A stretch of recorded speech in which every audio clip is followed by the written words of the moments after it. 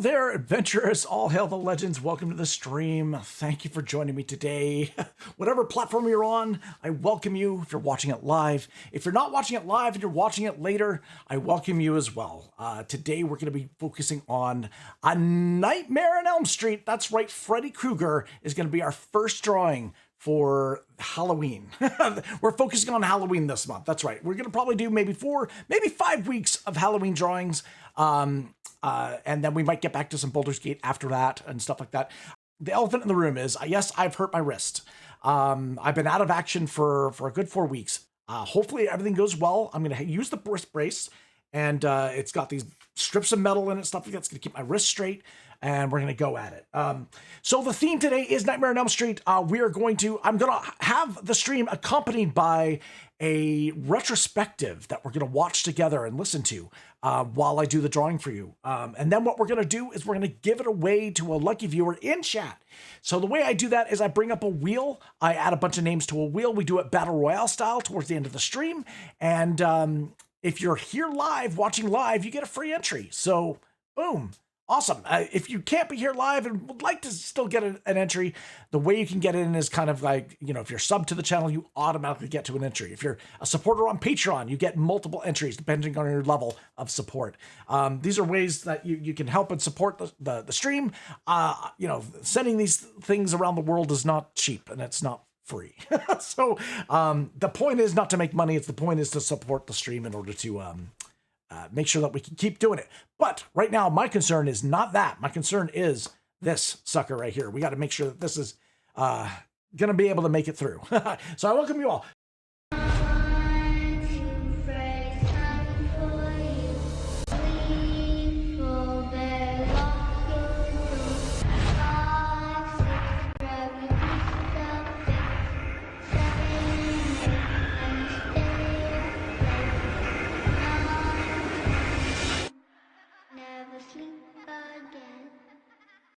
I'm going to be playing a retrospective. I should give out a shout out to Real Life Ryan. Real Life Ryan is the one who put together this massive retrospective. If you haven't already, please go over to his channel. I have his links in my description down below on the YouTube channel and stuff like that.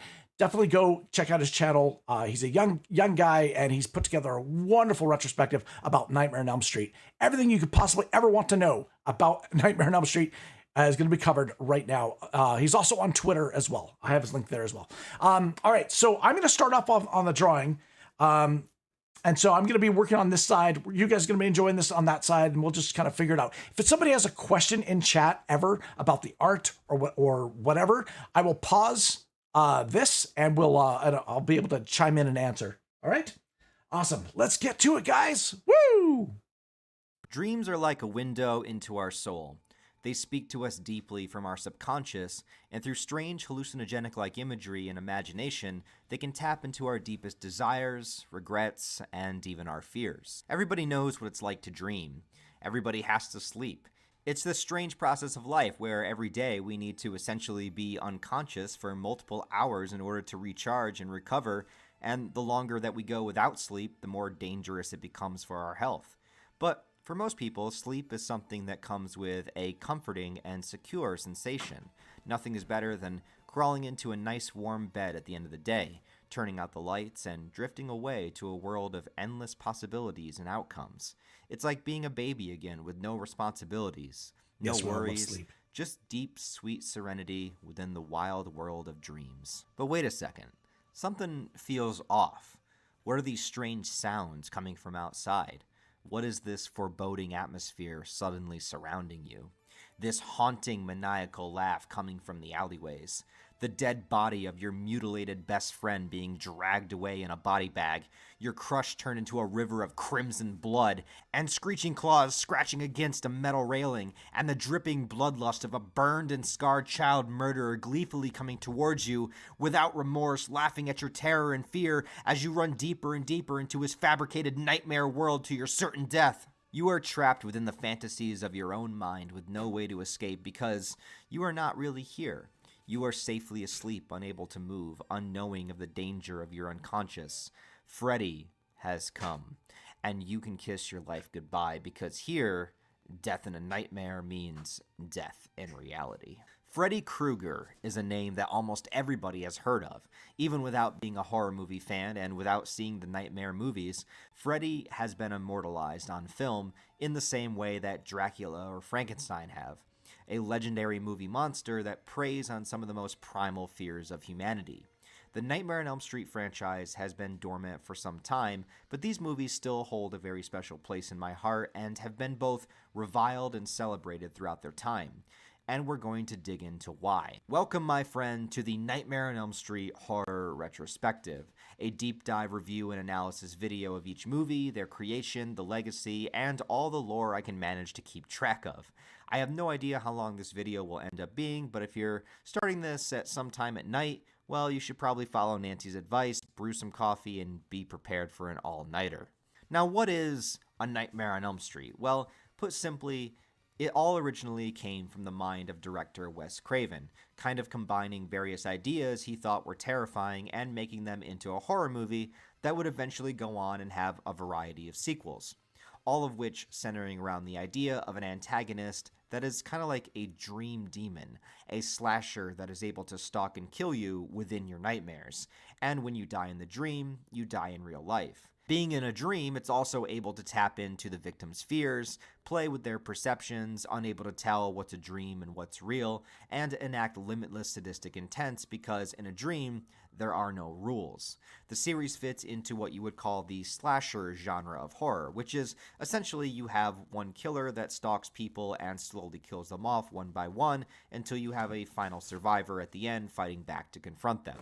It's always argued what the first slasher movie really was. Some people say the Texas Chainsaw Massacre from 1974. Some people say Black Christmas from the same year. Some people go as far back as Psycho from 1960 or even further back. But the term for the genre only really started to exist as the tropes were being introduced, and I feel like each movie has its merit into bringing it into fruition, but I don't think it can be denied that the 1980s were definitely the slasher decade. This is the time where every single year it was guaranteed that you were going to get a bunch of slasher-style horror films. Famously, characters that were silent and stalked in the shadows, they were your killers. I already made a horror retrospective video on the Halloween franchise, one of my favorite horror series of all time, and Michael Myers is just about as classic of a slasher as you can get. The plain white mask, a butcher knife in hand, stalking babysitters, and so on, it became a household name. But when I think of slasher movies, I actually kind of more so think of the next guy, Jason Voorhees from the Friday the 13th series, and we'll talk about him a little bit more later on, but those movies really solidified all of the tropes that go beyond just a body count. Dumb teenagers, everyone that has sex or does drugs is probably going to die, the excessive gore, the creative kills, and another silent mask-wearing murder. But in 1984, smack dab in the middle of the 80s, Nightmare on Elm Street was released and took a wildly different approach to the genre. Freddy Krueger was not a silent, deadly force, he didn't wear a mask, and he didn't even kill you in the real world. Freddy spoke and taunted his victims. He lured them into his world where he made the rules, and he gleefully showed the joy that he had while he killed them. His powers and abilities, along with his personality, and the portrayal by Robert Englund, the actor, are what gravitated so many people to this series. He was terrifying and disgusting, and you knew that he loved what he was doing. He also had a signature weapon, a glove with claws that he crudely made himself, which was far more unique than just carrying around a big knife. He put time and effort into making the weapon in order to torture and kill you, and he did it with a smile on his face. Now, throughout the many sequels of the Nightmare series, Freddy did become, let's say, a little bit more comical, a little bit more personable, somebody that you root for, but I would say at least in the first 3 movies, all of the dark humor is really dark, and he's kept a lot more into the shadows, which I think adds to the scariness. It's not that you don't see him, you see him a lot, but he's lit in very dark and ominous ways that enhance the scares. Robert Englund also brings a very specific physicality to the role that's kind of reminiscent to the old school Nosferatu film, but in an even creepier way. And once again, it's something everybody can relate to in that we have all had dreams and we've all had a nightmare. Now, I wasn't alive yet when the first movie came out, but I remember talking to my parents about it when I was getting into horror movies, and they were telling me just how many people were legitimately kind of afraid to go to sleep after this movie came out. Even in my tiny little backwoods town, the movie was still a phenomenon. Also, the movie takes place in a small average town, kind of similar to what Halloween did, in average location where you should feel safe and comfortable. It's not like they're going to a camp where the murders happen or walking into a haunted house. They're just here at their own home, asleep. And just speaking from my own experience and many others, there is a thing called sleep paralysis that happens to people sometimes. Now, I've only experienced it maybe 3 or 4 times in my life, and I hope I never do again. But it's this strange feeling where you become conscious, but your body is still asleep. So, I have, I don't know about you guys, but I've had that. I've had sleep paralysis before, where it's basically, have you ever been asleep in a bed and you can't, if for some unknown weird mental reason you can't get up? It's a very alarming. I don't know if any of you have had it as well. I suffer from ADHD and stuff like that, so I actually use a heavy blanket that actually almost kind of not pins me down, but it is a weighted blanket, right? So it does make you feel a little bit more secure and stuff like that. It actually helps me fall asleep. Anyway, let's continue. essentially, you can't move your body at all. It feels like I was stuck under a ton of weight. My eyes were open, but I just couldn't move. But the really scary thing about it, and some people will tell you it's because you're still somewhat trapped into the dream world as you are in this paralysis. So they start to see figures, images, and hallucinations, many calling them a sleep paralysis demon. And yeah, the one I saw looked just like a human-shaped shadow, which was slowly coming towards me as I lay trapped in this position.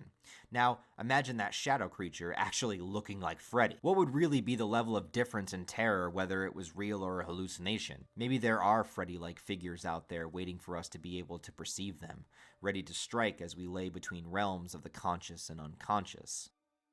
And with that lovely thought, I want to go back in time to a little bit further just to give you guys a sense of the creation of the original film. So I do need to talk about one of the greatest horror movie directors of all time, the visionary of Freddy Krueger and the Nightmare franchise. That is Wes Craven. Craven was born in 1939 and sadly has passed away in 2015 at the age of 76. It was one of those rare moments where the passing of somebody I never met really affected me.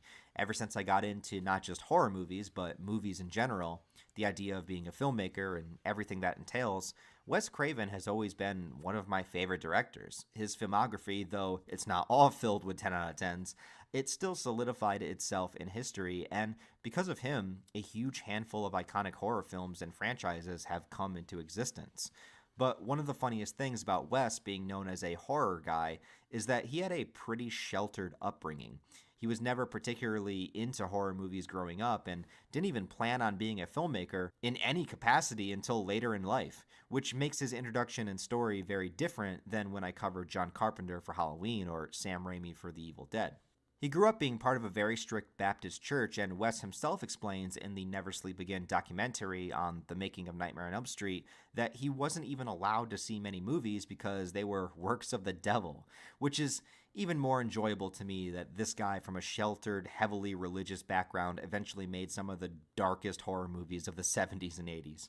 He went to college for English, psychology, and writing, which I also find very fascinating, and maybe it helps understand why he would write and make films about such depraved human beings, perhaps in an attempt to understand them or live within their shoes vicariously from the perspective of a fictional story.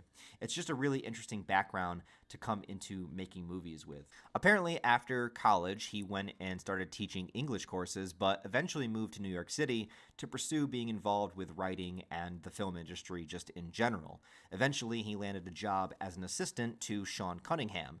The irony here that Sean would eventually go on to direct the very first Friday the 13th movie, and then 20-some years later, both Sean and Wes's characters, Freddy and Jason, would collide in a Versus film. But of course, the Jason and Sean's movie was just a drowned boy, and it's the sequels that made Jason famous, but that's a story for another time. The important thing is that Wes started to work alongside him, eventually became one of his editors, and Eventually, Sean and Wes decided to really collaborate and make a movie together, specifically a horror movie, which is what their financial backers wanted. And this is what I love. Sean comes to Wes and asks him, "Have you ever thought about directing a scary movie?" And Wes is like, not really, but maybe I can come up with something kind of cool.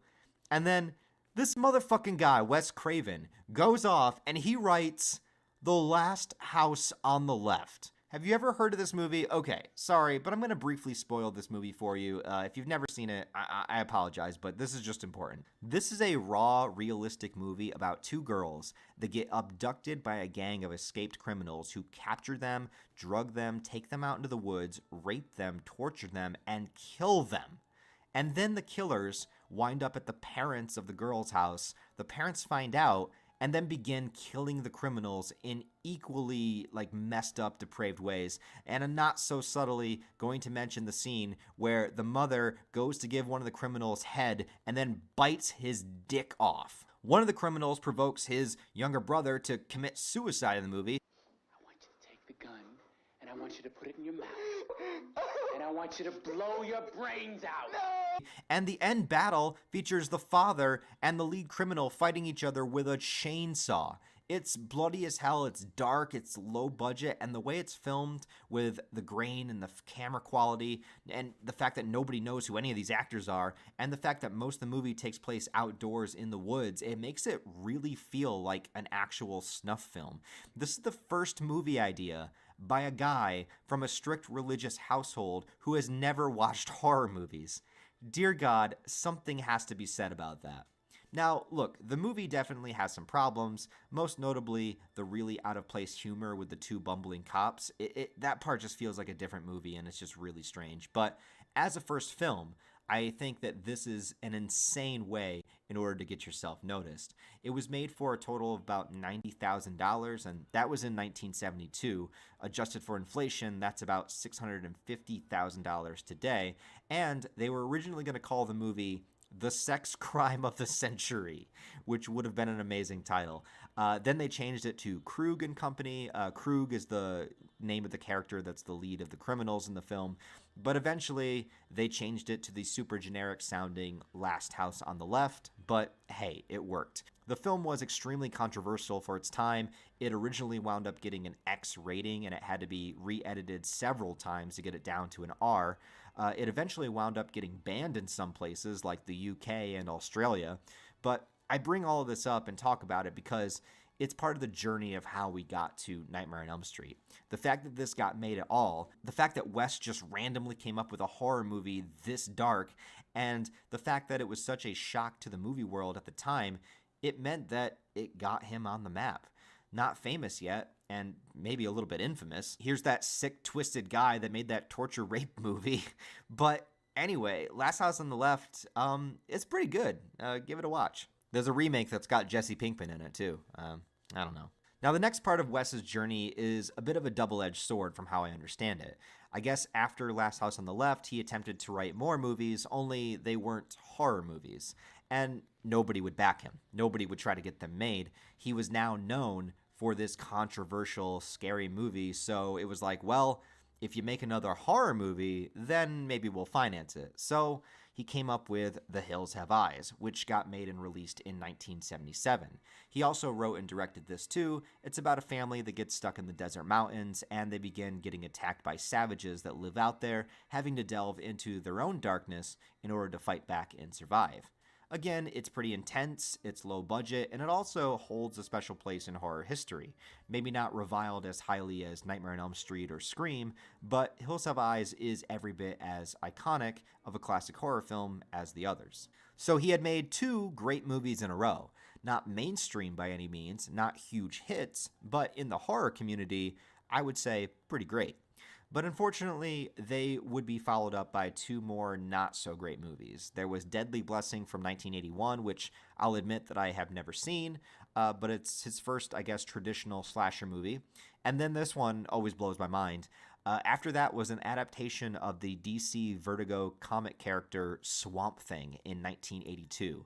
The saddest part about this adaptation is that the best Swamp Thing stories written by Alan Moore that completely changed the lore and story of Swamp Thing came out after the movie. So, oh well. I haven't seen Swamp Thing in a really long time. I do remember liking it as a kid, but of course back then I had no idea it was Wes Craven or even who Wes Craven was. I think back then I just was always kind of drawn to monster stories and stuff, so I liked the creature effects, but in the eyes of most people, this was not very good. So all that brings us finally to Wes Craven's fifth film, and the one that would change everything. A Nightmare on Elm Street, an idea that Wes felt very passionate about, that he had reached a point where even though it was still going to be very low budget, if he could find a studio to take it on and work with him, and the limitations they would have, he was determined to make it happen. And though I'm sure his general history and psychology made him fascinated with dreams in general, specifically the ideas were spawned from articles that came out in the newspaper he read in the 70s. Yeah, that was back when people actually read newspapers. But there were multiple stories about refugees from Southeast Asia coming to America, but being so traumatized by the wars and deaths that they witnessed that they would have terrible, vivid nightmares keeping them awake, and in a couple particular circumstances, saying that they couldn't go to sleep because something was trying to get them. And according to the story, one of them fell asleep one night and literally died in his sleep. One that said there was something coming after him. Now, this is an article from the LA Times I found from 1987, if it's accurate, a few years after Nightmare on Elm Street released, but it definitely says that since 1983, at least 130 Southeast Asian refugees left this world in essentially the same way. They cried out in their sleep and died. Medical authorities called this the Asian Death Syndrome, the refugees having various names for it, one of them being the Night Terror. And if that's not freaky enough to keep you up at night, let's talk about Freddy motherfucking Krueger. Here's the thing. Like many horror franchises, the lore and explanation of Freddy is continuously expanded on and explained as the series goes along. Since this is just the introduction, I want to keep this focused on the original ideas for Freddy. So his backstory, his mom, how he became a nightmare monster, all that stuff, I'm going to save for each individual film as it expands on the lore more. So for right now, let's only talk about what inspired the original. First is that Wes wanted his villain to be able to speak and communicate, but also look pretty scary. So the idea that he was badly burned was to basically give him a mask without actually having him wear a mask, that he would be so disfigured that he wouldn't look completely human. The name Freddy was apparently taken from one of Wes's school bullies. I wonder how that guy felt after the movie came out. And Krueger was just an expansion on the Last House on the Left character's name, which was Krug. The imagery of him walking in the shadows and with the hat comes from a night where Wes was a child and he saw an old man walking and staring at him creepily, almost like he was being stalked himself by some strange old man that wanted to do God knows what to a small child. Really scary shit. He also wears an iconic red and green sweater, which, according to Wes, are the two most difficult colors for the human brain to register when they're side by side, so that's why he chose that. Interesting to note that in the original film, there are no stripes on his sleeves. They are just plain red. In every other sequel, the sleeves also have stripes. And last but not least, where did he get the idea of giving Freddy claws? Well, apparently his cat.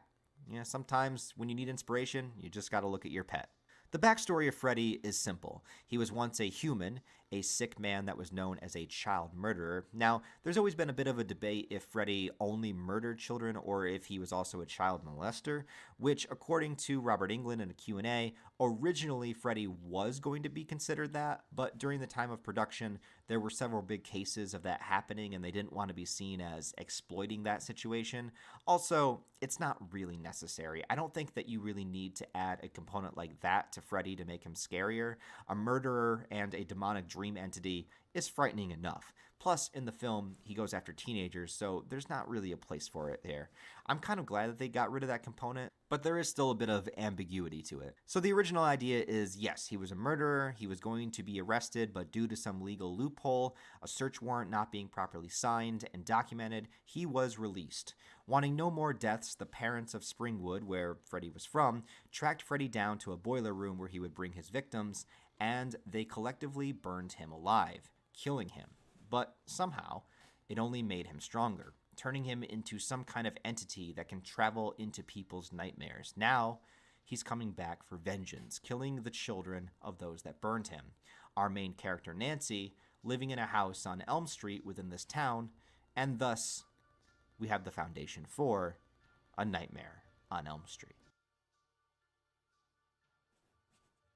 Welcome everyone to what I like to call the timeline board. Now, if you haven't seen my other horror retrospectives, I have done one on the Halloween franchise and the Evil Dead franchise. This is my third one covering Nightmare on Elm Street, and I use the timeline board, well, number one, because I have a whiteboard and I just enjoy an excuse to use it anytime I can. But also, when you're dealing with a horror franchise and sequels and remakes, sometimes the timeline can get really convoluted. So I use it as a way to kind of keep us on track and show us where we are in what movies that we're going to cover. I also generally enjoy covering the movies in release order because it would be the same experience if you were watching them as they come out. And I don't necessarily like to jump around a lot as far as release order goes, even if it would be better to stay in one full timeline before switching over to the next. And of course, as you can probably tell, with both Halloween and Evil Dead, the timelines are extremely convoluted. Halloween has about 4 or 5 different timelines going on. The Evil Dead franchise had rights issues and none of the movies match up with each other. So timeline board, not to mention it has time travel. I don't want to remember. Not to mention all of that makes it a little bit more difficult to kind of explain.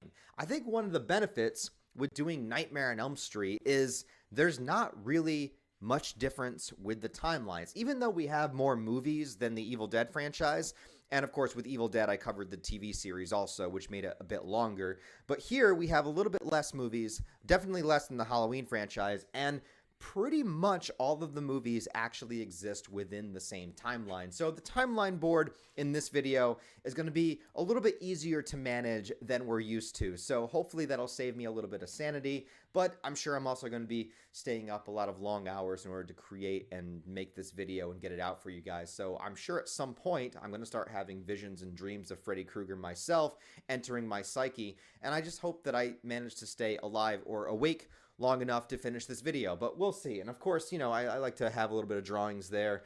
Don't worry about Schnoz. He can't hurt you. He's not involved with Nightmare on Elm Street, but he just kind of stays here on the board. I don't want to erase him because he's just adorable and I like him. But besides that, we're here with Nightmare on Elm Street. So let me show you a little preview of what we're going to get into here. Okay, so with the Nightmare on Elm Street franchise, I'm going to go through timeline number 1 real quick. This is what we're going to be dealing with moving forward, and I'll expand more onto it as we get into the movies, all right? So timeline number 1 is pretty self-explanatory. We start with the original film, Nightmare on Elm Street, and then we move to the sequel, the first sequel, Nightmare 2, Freddy's Revenge, which goes into, and actually that's a little bit arguable. Some people would say it's not, but it is. It just doesn't really connect to the rest, but we'll get into it. And then that goes into the third movie, Dream Warriors, which is a lot of people's favorite Nightmare on Elm Street movie. And then it goes into the Dream Master, which is part 4. Then we go into part 5, which is the Dream Child, and part 6, which is Freddy's Dead, the Final Nightmare, before 3 more Nightmare on Elm Street movies were made after that. Now, after Freddy's Dead, we go into our crossover film, Freddy vs. Jason, which I'll have to talk about Friday the 13th a little bit in this video to kind of get us up to speed there when we get there. But that would be the final movie in that timeline. And should there have been more? Absolutely fucking yes. But unfortunately, that was the last one that we got. Now, before that was released, we have New Nightmare, which is actually in its own tangent universe and doesn't really connect to the first movie in the sense of timeline. What New Nightmare is, which is actually my second favorite Nightmare on Elm Street movie, and I'll get into that more, is New Nightmare takes place in our quote-unquote real world where Nightmare on Elm Street is a movie. So I connected it to the original Nightmare on Elm Street because it's the only one that kind of really matters. All the other movies are also movies in the New Nightmare universe, but you could watch New Nightmare just connecting it to the first movie, and you don't really need to see all of the others, especially since the first one and New Nightmare are both directed by Wes Craven. It's kind of like his own little franchise. So it's like Nightmare 1, New Nightmare. I wouldn't say that you need to connect it to all the others as far as timeline goes. I am only connecting it to the first one because it's kind of like a pseudo-sequel in that way, but really, technically, it's its own movie. It's its own timeline because The other movies are only just movies in that universe. So it's the only one that's actually really taking place. Does that make sense? I'll get more into it when I get to New Nightmare. Now, the other things I have on here are, I don't know how this is going to work. I don't know how we're going to cover this because let's just start over here. So here I have on its own the Nightmare on Elm Street remake from 2010, which of course is not connected to the others because it's a remake. And this is one of those remakes that, granted, I will be honest with you, I have only seen it once so far, so I'm going to rewatch it for this review. But I despised this movie when I first watched it. I hated it so much because it is just not creative. It's not inventive. I don't really care for Jackie Earle Haley as Freddy Krueger, and I feel like it just took everything the first movie did and just redid it, but just had some like updated special effects. But one of the things that makes the original movie so awesome is how they had a limited budget and had to work with practical effects and didn't have CGI take over and just all of these things. And yeah, it's going to be definitely a rant portion. But the thing that's unfortunate about it is that that was the last Nightmare on Elm Street movie that was ever made so far.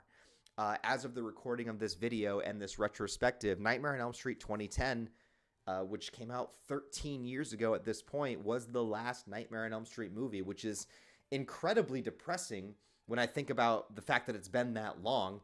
And also that we have to end on such a sour note. And here in this video, what I like to do is cover all the videos coming out in release order. So that means that the Nightmare on Elm Street remake is going to be the last movie I talk about in this video. And because I hate it so much, I know I'm going to go on a rant about it, but I had a bit of a moment where I was trying to think about the structure of this video. And I was like, do I really want to end on the Nightmare on Elm Street remake? Do I really want to end this video on such a sour note? You know, so I thought actually about shifting the timeline of the video, not the timeline board. Shifting the timeline of the video for the first time ever, and maybe I would talk about the remake earlier on so we didn't have to end with it. But you know what? Consistency is something that's important to me, and structure, and you know, figuring out the way to do these videos. I want to be congruent, so if you watch all of the retrospective videos of any horror franchise, you know kind of what to expect. Of course, I want to throw things in that you don't expect also, but as far as like the structure of the video, I want you to feel safe. I want you to feel comfortable. I want you to feel like you can fall asleep here. And it's something that isn't going to haunt you or kill you in your nightmares or prey on your darkest fears. And it's something maybe you can actually relax and fall asleep to and just keep the video on. I don't know. Watch time's kind of important. But anyways, I guess I am going to save it to last. Now, the only other thing here is I put this on the board, and this is Freddy's Nightmares, which is actually a TV series that lasted 2 seasons, and it's kind of an anthology, I guess, Twilight Zone type series, but I will be 100% honest with you guys. I have never watched Freddy's Nightmares, the TV series, but apparently there are a couple of episodes that do feature Freddy Krueger, and apparently he is kind of like a host of the show. And also, I believe the first episode is a little bit about his backstory, which would be canon and would actually fit into the first timeline here. So I'm going to see where this video's at by the time I get to it, and I'm going to watch it. I don't know how I'm going to review it for the video, because if most of the episodes do not feature Freddy Krueger and, you know, don't tie into the Nightmare on Elm Street universe at all, it would be a little bit silly to do a review for like 40 episodes that are not connected to the franchise really, only in name and title only, with the TV series being called Freddy's Nightmares. So what I think I will do is try to find it, and I'll try to watch it, but I'll probably only mention the episodes that feature Freddy Krueger and not the entire thing. Not that I don't want this video to be as epic of a journey as it can, but I feel like if I start talking about that many episodes, it's going to take up way too much time in the video, and you're going to have like an hour-long segment that has nothing to do with Freddy, and you guys don't want that. I don't think you want that. Maybe you do. Also, I've never really heard anybody talk about the show. Like, I know it aired in the late 80s, early 90s, so I was like a little kid or, you know, a toddler, so obviously I wouldn't have heard about it when it was airing. But I'm just, it must not be that great if nobody ever mentions it or nobody ever says, hey, you got to watch this also when we're talking about Nightmare on Elm Street. It's kind of crazy, man. But anyways, there you go. That is sort of the introductory here. So really, we have 3 different timelines. We have the movie timelines that take us up to Freddy vs. Jason, and then we have the New Nightmare timeline, which is kind of its own thing connected here, and then we have the remake timeline. So super easy to kind of understand, way easier than Halloween or Evil Dead when it comes to timeline connectivity, and the movies stay pretty consistent. So here we go, man. We're going to dive right into it. We're going to dive into my review of the very first Nightmare on Elm Street movie, one of my top 10 favorite horror movies of all time, and of course, my favorite Wes Craven movie, and of course, my favorite Nightmare on Elm Street movie, the original. So Wes had the story ready to go, and after getting turned down by many different studios, nobody seemed willing to finance it until the upcoming New Line Cinema. The Nightmare franchise would actually turn out to be their first successful hit, giving them the nickname The House That Freddy Built. For me, I just remember being a kid and always seeing that New Line Cinema logo before various movies I would watch, and it's always stuck in my head a lot more than any other movie logo. I'm not sure why that is. But anyways, Nightmare was getting financed and made. I want to start with 2 things before I get into the story of the movie, and that's the cast and the special effects. As terrifying and innovative as the script was, a lot of the success of the franchise comes down to the actor that landed the role of Freddy Krueger himself, Robert Englund. Freddy is the antagonist of all of this, and it's all built around the presence that he creates. He needed to have a presence to him that would feel disgusting, creepy, uncomfortable, but also have a sadistic glee to it all. Somehow Robert understood exactly what Wes was going for, and most importantly, he took the role seriously. He doesn't just sign on to be a mustache-twirling bad guy for a project, but instead, he really brought something unique to the character. He played it as a character, the way he walks and the way he speaks in particular. Whether he knew it then or not, he was creating an icon with his portrayal. And though Robert never really had mainstream success outside of the Nightmare series, in the horror community, he is regarded pretty highly. He's been in a bunch of horror, sci-fi, and schlocky films along the way, and he's one of those guys that every time he pops up in something, even for just the smallest scene, I always get a kick out of it. Hell, he even showed up in the most recent season of Stranger Things, which is doubly ironic because in the Stranger Things series, the antagonist Vecna is pretty much almost 100% inspired by Freddy Krueger, so it comes full circle. As the lead protagonist, we have Nancy Thompson, played by Heather Langenkamp, one of my favorite final girls, and I think that her performance is really strong in this movie. When people say, why aren't there smart people in horror movies? Nancy is always one of the first examples that I would give. She's intuitive, proactive, and faces a near impossible challenge of taking on a dream demon, and she is incredibly scared, but goes through the trials in spite of it.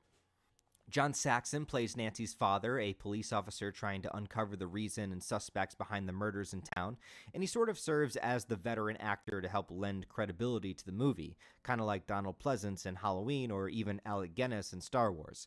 You need one good, older, recognizable actor to kind of help legitimize you. And also, this movie is introducing Johnny Depp. Yeah, years before anyone was taking a shit on his pillow, Johnny Depp had his very first film role right here in Nightmare on Elm Street. But back then, nobody knew who he was, so it wasn't like, oh my god, they're casting Johnny Depp in this movie. He was just an actor. He doesn't even play a lead part. He's just a boy named Glenn that lives across the street from Nancy and crushes on her pretty hard.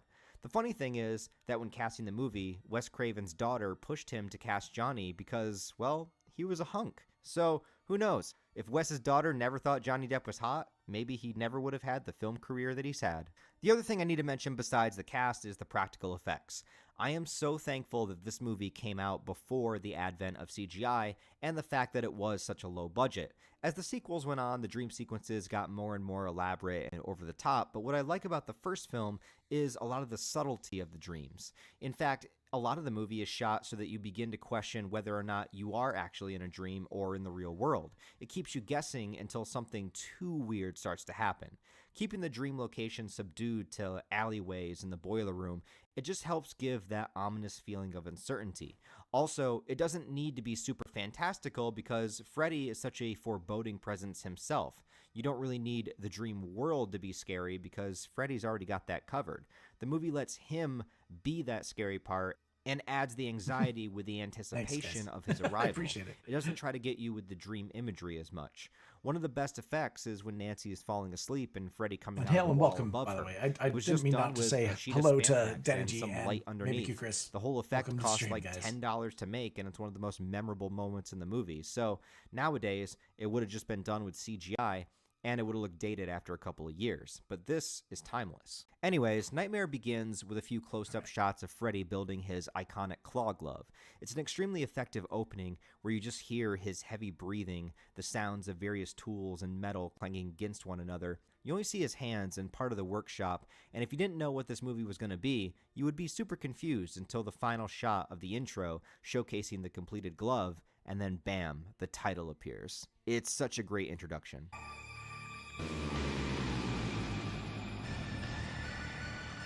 The real movie begins not with Nancy, but with the character of Tina. She's set up in the beginning kind of like Janet Leigh from Psycho, where if you didn't know any better, you would think that she's the main character, but she gets killed off relatively quickly.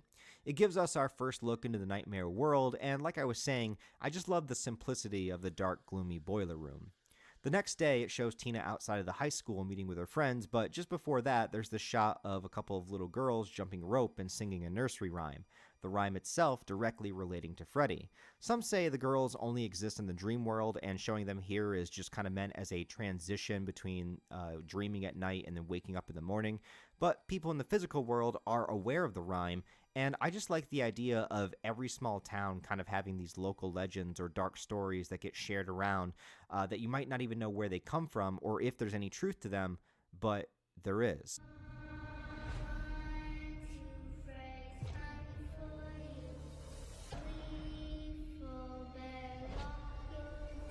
So we meet our main characters other than Tina. We got Nancy, Glenn, and Rod, whose name ironically makes a lot of sense because the first thing that he says in this movie is talking about his morning wood. I had a hard-on this morning when I woke up, Tina.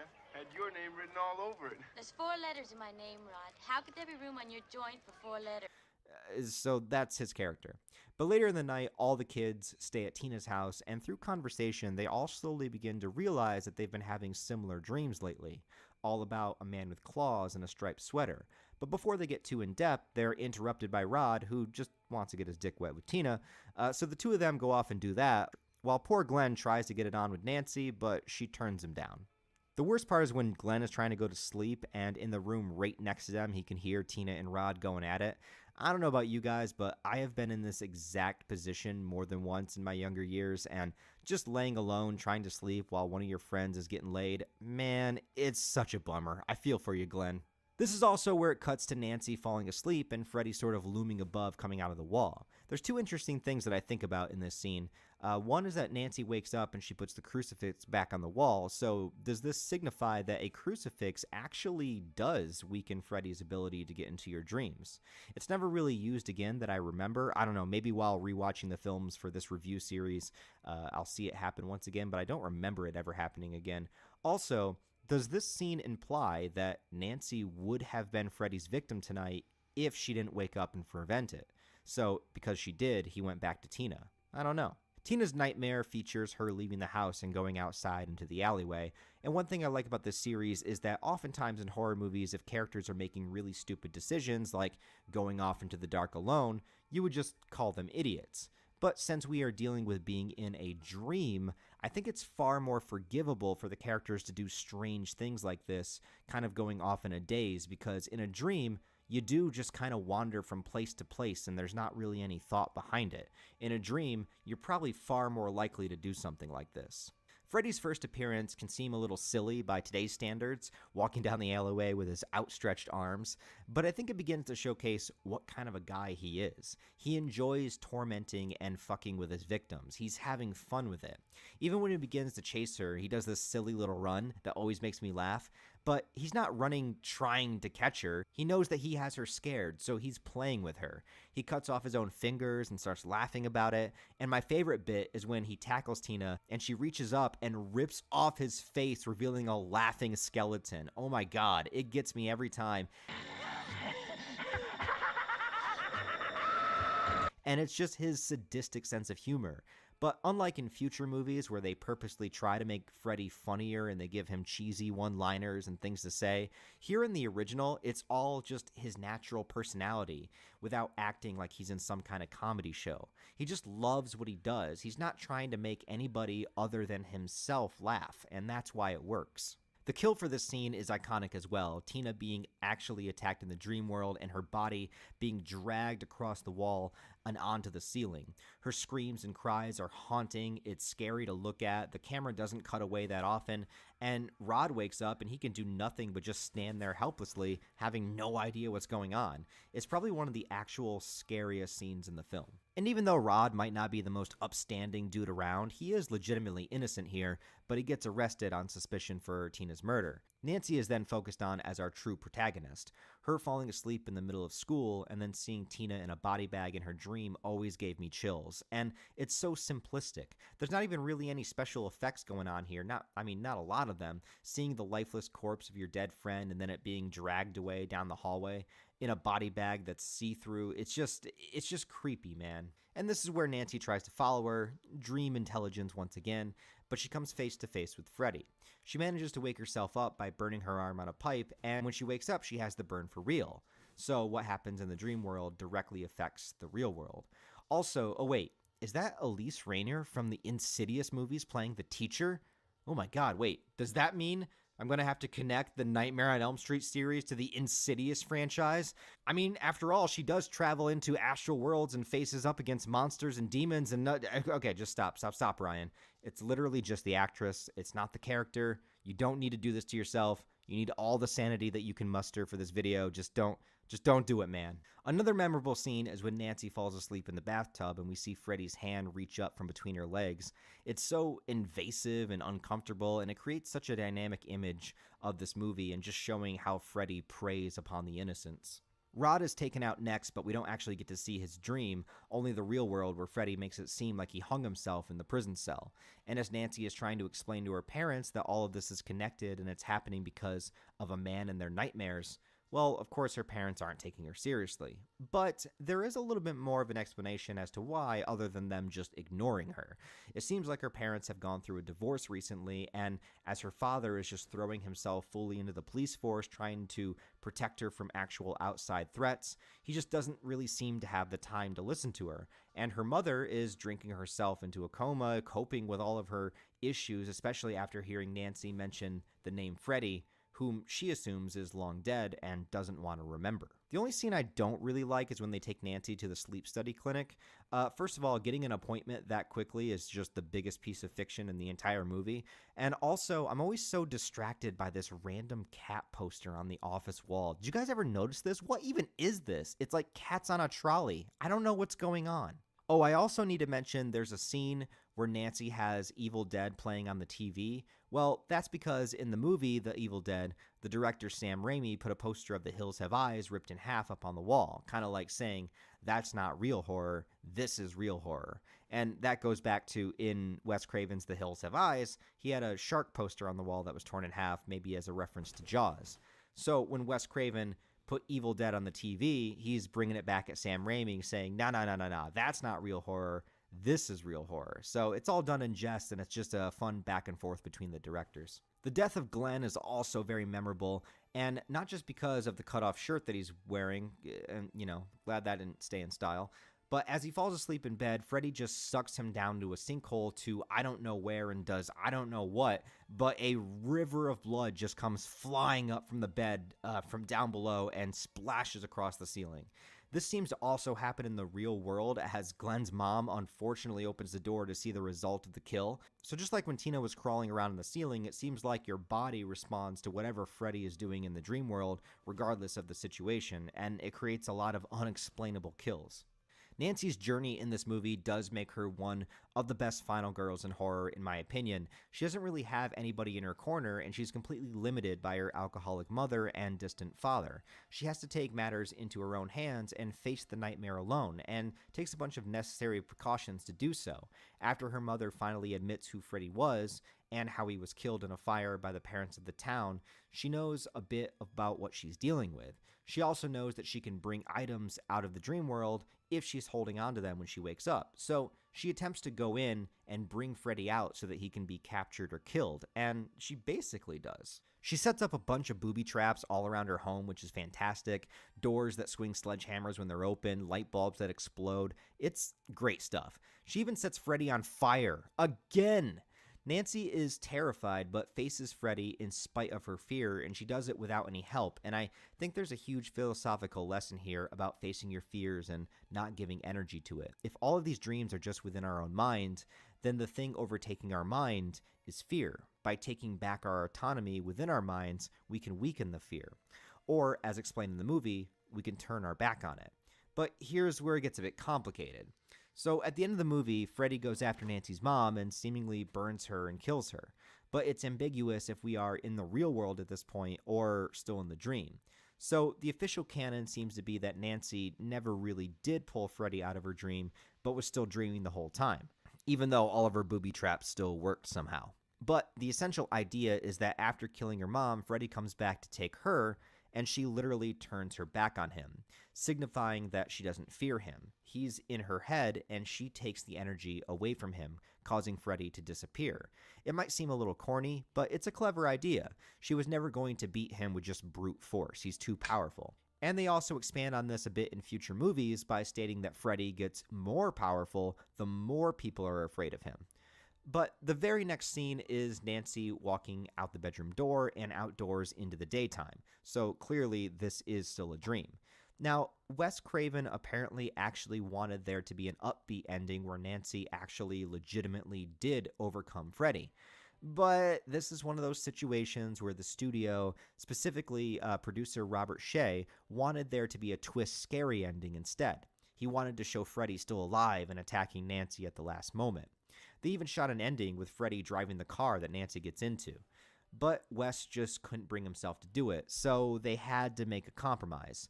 That there would still be a twist horror ending, but they wouldn't actually show Freddy still here, even though it's basically implied that he's still alive anyways. So they have Nancy get into the car with her friends, the car locks them in, and it has Freddy's stripes over the top, and it drives them away into the distance. And then Nancy's mom gets pulled through the front door window as it cuts to credits. I'm so used to this ending, and when I was first getting into horror films, I could just jump right into all the sequels, so it never bothered me. But now seeing what Wes Craven was trying to say with the movie and with its ending, making it a standalone without knowing that there was going to be sequels or a franchise, I can definitely understand the frustration he must have had with changing the ending and putting this here. But the idea is still there, and he accomplished an almost impossible task, which is creating a horror movie that will be remembered for the rest of history. A character that is forever immortalized and feared, and a film that gave millions of people all over the world terrifying nightmares. And I think that is a worthy accomplishment in itself. The film released to great success, and word of mouth kept the influence going and going. It put New Line Cinema on the map as a studio and raked in $57 million on just a one. The question was, how is my hand or wrist doing? It seems to be holding up. It seems to be holding up so far. I'm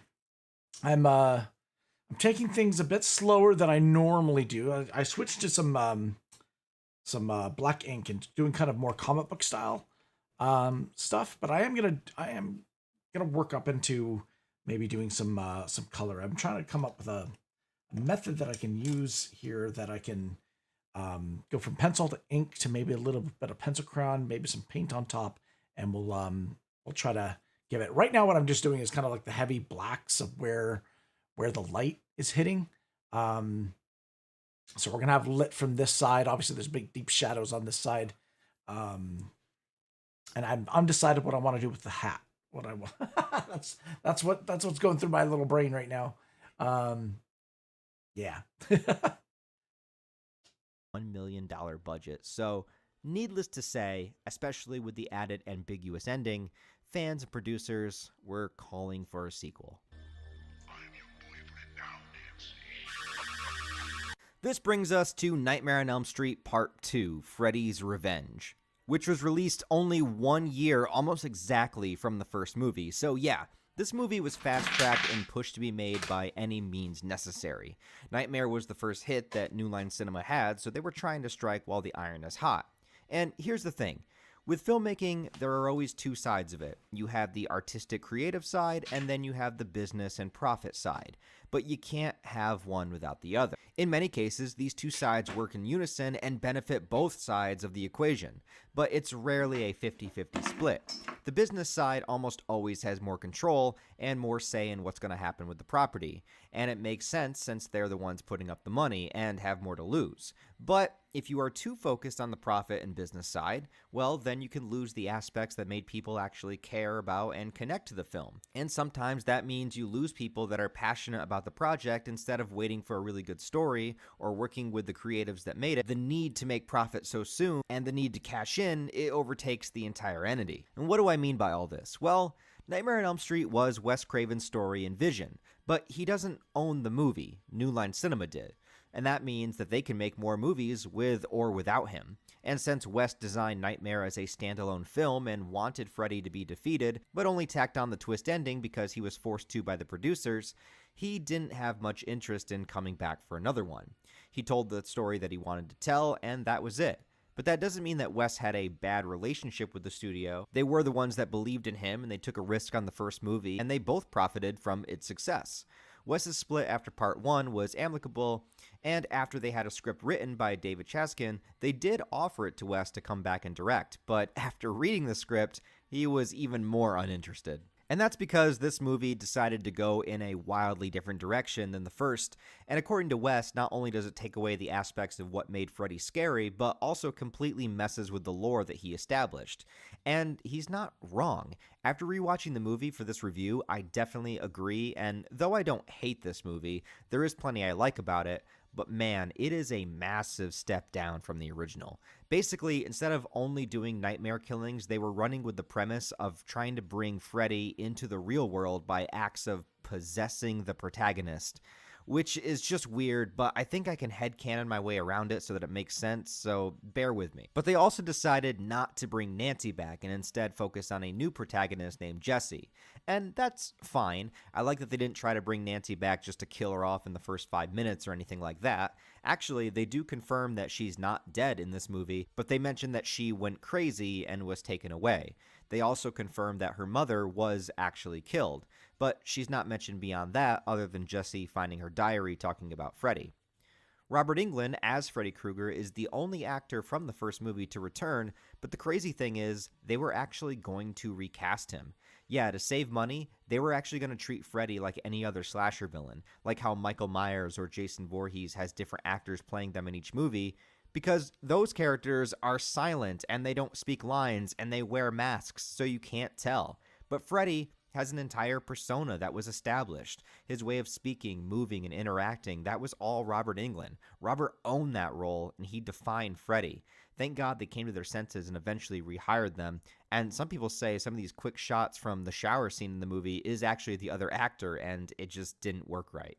To direct the movie, they got a guy named Jack Shoulder, who only made one previous film before this, also financed by New Line, and it was called Alone in the Dark. I don't really have much to say about him because he's not really made many movies in total, and Nightmare 2 is the only one of his that I've actually seen, but it mostly seems like he was somebody who needed work and New Line needed someone to direct, so hey, come direct this. That's kind of the vibe I get from it anyway. Maybe I'm wrong, but I don't know. But the inconsistency from Wes Craven's style and vision of the original to this movie is impossible to ignore. The movie opens up with a bunch of teenagers on a school bus, the driver actually being played by Robert Englund himself without the Freddy makeup at first, which is a nice touch. But eventually the bus begins to drive off the street into a desert landscape and becomes positioned on top of a rock pillar. And then the driver fully transitions into Freddy, showing us that he's still here and still after the Elm Street and Springwood children, Jessie being one of them.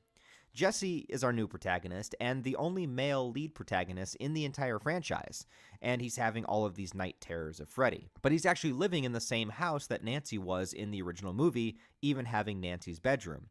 Apparently, after Nancy left the house, it went up for sale and Jessie's family bought it 5 years after the event of the first movie. So, even though this movie was released in 1985, that would mean that the movie takes place in 1989. I wonder why they chose to have such a significant length of time in between them. And what was Freddy doing for 5 years. I mean, did he manage to kill anybody else since then? Because nobody in the movie is talking about ongoing murders. In fact, nobody in this movie talks about having nightmares at all other than Jesse.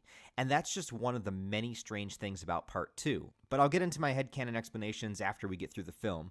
Also, this is the first movie to change the color of the door of the house of 1428 Elm, which is where Nancy lived. It was a blue door in the original movie, becomes a red door in this movie, and pretty much stays that way from here on out.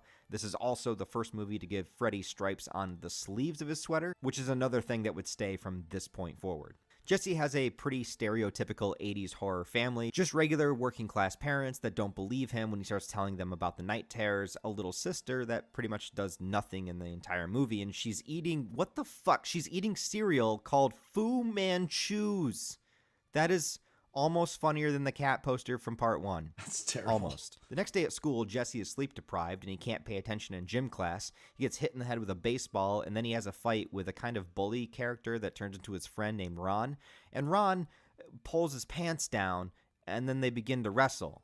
And okay, this might be a little strange and awkward, but can you believe that some people think that this entire movie has gay undertones and is actually some sort of homosexual expressionism? I mean, that's just silly. What's gay about this movie?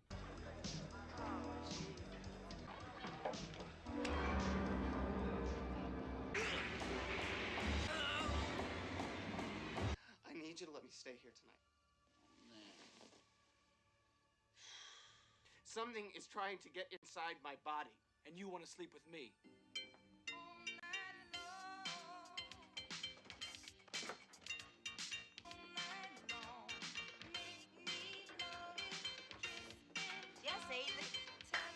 Okay, maybe this movie is a little gay, but the controversy over it is the uncertainty of its intention. There's conflicting statements by the writer and director that they never knew about any homoerotic undertones, but then in other quotes where they say that they kind of see that it's there, so what was the actual intent? Also, the actor playing Jesse, Mark Patton, was gay in real life, but he was not out of the closet at the time of filming this movie. And many people say that the undertones come from his performance alone, but honestly, even though I think it might contribute, the story literally has a creepy gym teacher that is found in a gay bar wearing a leather suit that also enjoys giving kids punishments and then is killed off while being stripped down naked and having his ass whipped with towels. And there's also the part at the end of the movie where Jesse is breaking down psychologically and actively leaves his girl Lisa, only to go into the bedroom of Ron for solace. And of course, Ron is shirtless during this scene. And then you have the infamous dance scene in Jesse's bedroom.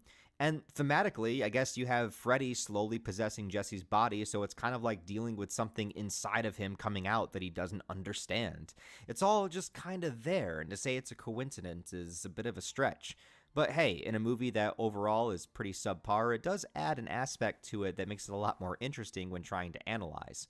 I do feel a bit bad for the actor though, since he never really made much after this film and he was heavily criticized for some of the homosexual undertones, and this was the 80s, so it wasn't quite as prevalent back then. And I think at the end of the day, he's only doing what the director told him, and if the director wanted him to act differently, well, he should have told him, it's on him. But years later, there was a documentary made about him called Scream Queen, and that details his experience with Nightmare 2 and all of its aftermath. Admittedly, I haven't watched this documentary, but I'm kind of interested in checking it out, so that is out there in the ether if you're curious. But yeah, back to the movie. Instead of various nightmare sequences, it only focuses on Jesse and Freddy, as Freddy has a very specific intent this time around. He's not trying to kill Jesse, but to get Jesse to kill for him in the real world. He wants to essentially possess Jesse's body to bring himself into the real world. Why? Well, the movie itself doesn't really tell us why. It's just kind of a thing that's happening. You've got the body. I've got the brain. I also have to talk about the bird scene. There's a moment in the movie where the family's pet bird is going crazy. The temperature in the room is rising. The bird flies around. It attacks the father, and then it just fucking explodes. Like, what the hell is happening here? Are we assuming that Freddy went into the bird's dream and killed it? I mean, in the first movie, how he killed his victims in the dream was reflected in reality, like Tina on the Wall or Glenn's death in the bed. So, does he burn the bird alive in a dream, and then it just goes crazy and explodes in the real world? I don't know. In fact, A few times, Freddy makes things happen in the real world that he shouldn't. Why does the toaster catch on fire? Freddy just really wants some burnt toast? Like, a lot of weird things like that happen in this movie. The scene with the gym teacher that I mentioned, Freddy makes Jesse go into this nightclub, and for some reason, they let a teenager in and serve him alcohol, so that's a problem in itself. But the gym coach is there, and in a leather vest, and he takes Jesse back to the school and makes him run laps. And this is all in the middle of the night. And I could buy if this was all a dream, but no. The coach actually dies, and we see him get killed by Freddy, but then it cuts to Jesse wearing his glove. So we're assuming that Freddy possessed Jesse and actually killed the coach in the real world. Anyway, Jesse starts to realize what's happening, but he also kind of thinks he might be going crazy. He has a kind of girlfriend named Lisa in the movie, and they start to get it on, but once the tongue action gets a little bit too intense, it can never be too intense if you ask me, but once that happens, Jesse runs to Rod instead for his solace. But here, he admits to the murders and what's happening, and eventually Freddy starts to really take control of his body. And this scene is the best scene in the movie.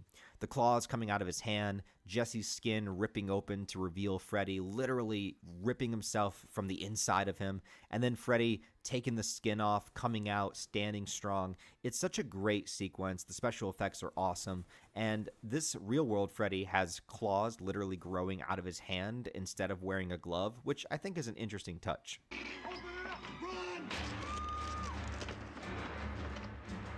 But now we have Freddy legitimately in the real world for the first time, and some of his powers carry over.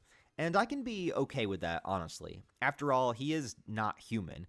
I don't really like the idea of Freddy not being contained to the dream world, but I do like that once he is in the real world, he's still strong, he's still powerful, he's just not as powerful as he is in the dreams. It's like taking a power cut for the bonus of being able to interact with the physical world. He can still lock the gates with his mind, disappear into flames, overheats the pool, and take a lot of damage without getting hurt. There is a bit of awkwardness, though, seeing Freddy in front of a bunch of the teens all at once at a pool party setting, and he's just walking around. Freddy is the scariest when he's shot in the dark, and you can't really see him very well. And in a dream where you know he has complete control, but I do appreciate this is still before they give him all the quippy one-liners and jokes in the sequels. He's still pretty menacing here as a presence, and he does kill a bunch of people without much effort. I'm here to help you. Help yourself, fucker! Also, this shot is really fucking cool. You are all my children now. The finale of the movie takes place in Freddy's boiler room in the real world. We learn he used to work for a power plant, and so that's why he had access to it. Freddy is still possessing Jesse's body, and Lisa comes to confront him.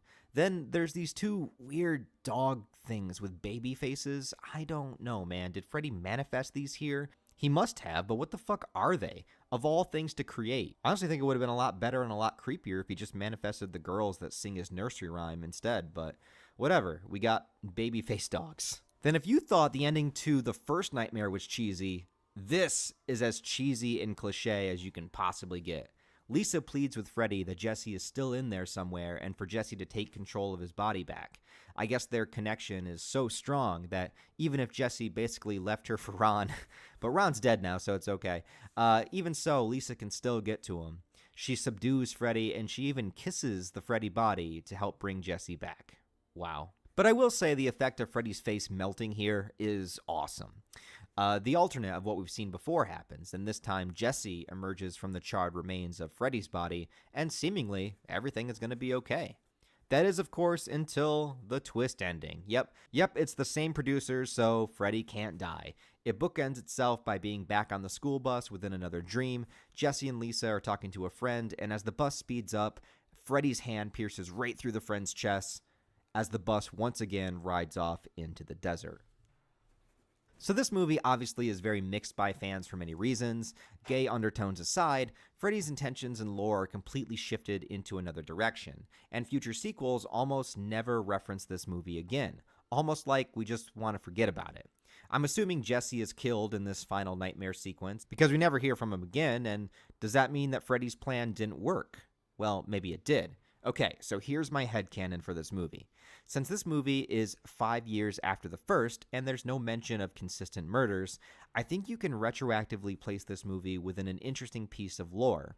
That Freddy gets stronger the more that people are aware and afraid of him, and the less people know about him, the weaker that he gets. Now, this isn't directly stated yet, and especially not in this movie, but as the sequels go on, and especially in Freddy vs. Jason, this is an important plot point.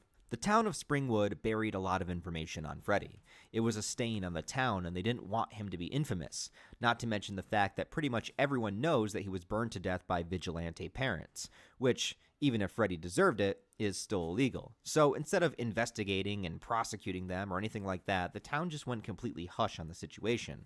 So a lot of the children that are now teens, the ones that Freddy wants to kill, wouldn't even know about his existence. So what if, and again this is all just retrospective knowledge, but what if Freddy wanted to possess someone in order to show himself in the real world, really kill in the physical sense, so that would begin a chain of rumors and fears and nightmares and more talk and circulation about him. Get the news circulating, then people would become more aware and the more access that he could have into those people's minds. So I contest that Freddy's plan in part 2 is him playing the long game.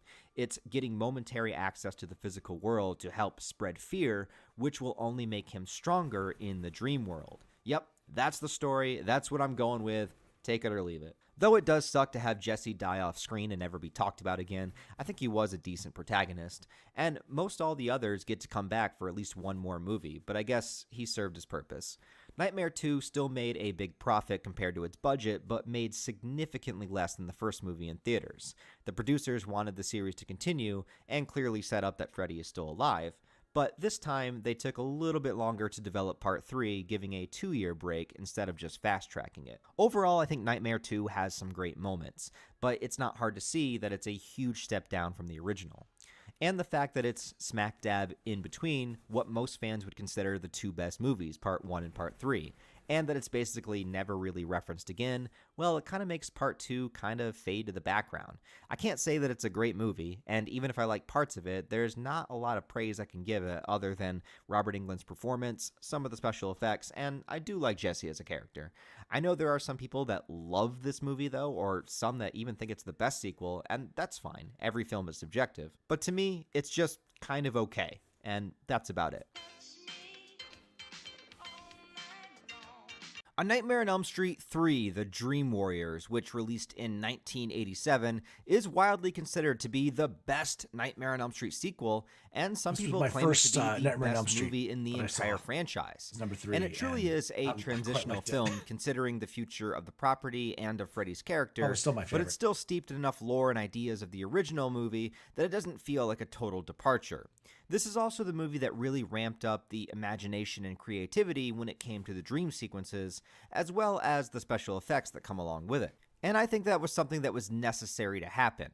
Although I love the simplicity of the first film's dream sequences, a large part of that was due to its low budget. And even part 3 has a pretty relatively low budget of around $4.5 million. But what they were able to do with the budget of this movie makes it even that much more impressive. After the poor reception of Nightmare 2, New Line went back to Wes Craven once again. And I can just imagine that phone call being about Nightmare 2 and them saying to him, "See what happens when you're not here? Please come back." In the time after the original film was released, Wes Craven went on to release the movie The Hills Have Eyes Part 2, that was supposedly mostly all filmed before they even made the original Nightmare. It just ran out of its budget, so he was able to complete the film and release it. And next, he was primed up to direct the movie Deadly Friend, but would overlap with the time that New Line wanted Nightmare 3 to begin production, so Wes Craven could not direct Nightmare 3, but he did decide that he would give them a script, with the caveat that he would also receive a higher percentage of all the profits of future Nightmare movies, which is fair. I mean, he is the guy that created the series. If they're going to make movies that he hates with his characters, he may as well get some cash for it, so I respect that. So Wes and his writing partner Bruce Wagner, they wrote a version of Nightmare 3 that many ideas would eventually end up in the actual film, but was not exactly the script that became the final project. The main thing that Wes wanted to do was to make Freddy much stronger than he was before, more terrifying, and also bring the character of Nancy back as the protagonist. In a way, it would be a true sequel to the original, especially the fact that nothing from Nightmare 2 is mentioned or referenced in the scripts at all. I said earlier that it's funny that you could make an argument that Part 2 is not canon, since it really does take a back seat to the rest of the series and is kind of just forgotten about. But anyways, we're going to keep it canon for the sake of this video, but that's kind of the general idea behind it. Anyway, Heather Langenkamp did agree to come back to play Nancy, mostly because she knew that Wes Craven was involved. So it was beginning to be a good sign moving forward. Wes also wanted the story to be about Nancy teaming up with other people, also being haunted by Freddy. He mentions that in the first movie she had to fight alone, and for this one he wanted her to have a team. The idea was that a bunch of unrelated characters seemed to travel to a specific location in order to commit suicide, but they were all doing it because they were driven there by Freddy. In this version, Nancy wasn't a working therapist, but still acted as a guide and a leader to the group. And apparently Wes's script was a lot darker than the movie that we eventually got. And Freddy was also a lot more like he was in the original film, hidden in the shadows, sadistic, and way more vulgar. There was also a whole plot element that would have involved Freddy's childhood home and needing to find it and burn it down. Once getting the script, New Line didn't really want to do Wes's version, but they liked a lot of elements from it, so he would take a writing credit and an executive producer credit, but they would also bring in 2 more writers to revamp it, in Chuck Russell, who would go on to direct the film, and actually Frank Darabont, who at the time was still relatively early in his career, but would later go on to have some major success writing and directing a bunch of films, including The Shawshank Redemption, which is widely considered as one of the best films ever made. And yeah, it's a really good film. I would definitely recommend it. So using plenty of elements from Wes's version, these guys basically changed the movie to feel more, for lack of a better term, fun. It's still a horror movie, it still delivers on the scares, but in many ways this new version feels more like a fantasy story over anything else, enhancing the dream sequences to be more fantastical, giving the teenage protagonists abilities in their dreams, thus they are the Dream Warriors, and making Nancy a therapist, giving her more of a reason to be around and interacting with the suicidal kids. Now, I would have loved to see Wes's version, but to be honest, without Wes directing it himself, I'm sure there would have been a lot of context loss. So the fact that another one of the writers also wound up directing helps this vision be seen through to its end. This would turn out to be Chuck Russell's directorial debut, actually, and considering the pressure that was on him for having all these special effects, doing a 3rd movie in a franchise, trying to redeem it from Part 2, not letting Wes down, and actually trying to make a quality, engaging movie, that's a pretty tall order. I guess tensions on the set were pretty high because of the stress of needing to complete everything on schedule, and many problems arose along the way because of that. The actors didn't have the best working conditions, and it was overall a pretty demanding experience for everyone. But with the finished product, you would never know because the movie is fun as hell. The movie starts with a new character, Kristen, played by Patricia Arquette, and this is actually her very first movie role. I think that she does a really good job considering that. Also, she has a very believable scream, and she screams a lot in this movie. Apparently, almost all the guys on set had a crush on her, and it's not really hard to see why. I'll always love her performance as Alabama from True Romance, so I was locked in with her from the start. The opening nightmare scene with her draws us in. It takes us to a decrepit version of Nancy's home in the dream world, and Freddy attacks her.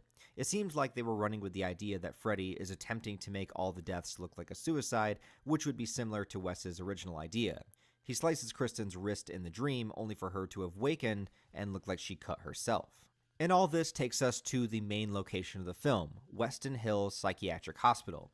Here we meet a bunch of characters, both patients and staff, that will carry us through the movie. The teenagers here are all having psychotic episodes and night terrors, which are, of course, all Freddy's doing, but everyone thinks that they're just kind of losing their minds. We have Kincaid, who's this standoffish character. We have Joey, who's mute. Taryn, recovering from drug addiction. Philip, who sleepwalks and also likes making puppets. Will, who is bound to a wheelchair and is the resident nerd of the group. I love how he's clearly playing Dungeons & Dragons, but they probably couldn't use the name Dungeons & Dragons due to copyright, so it's just called Wizard Master. It's kind of funny. And Jennifer, who just wants to be a TV star. And I'm sure that'll work out well for her. Neil Gordon is the psychiatrist that is kind of the lead of the staff here who legitimately wants to help the kids, and he actually has a lot of importance in this movie.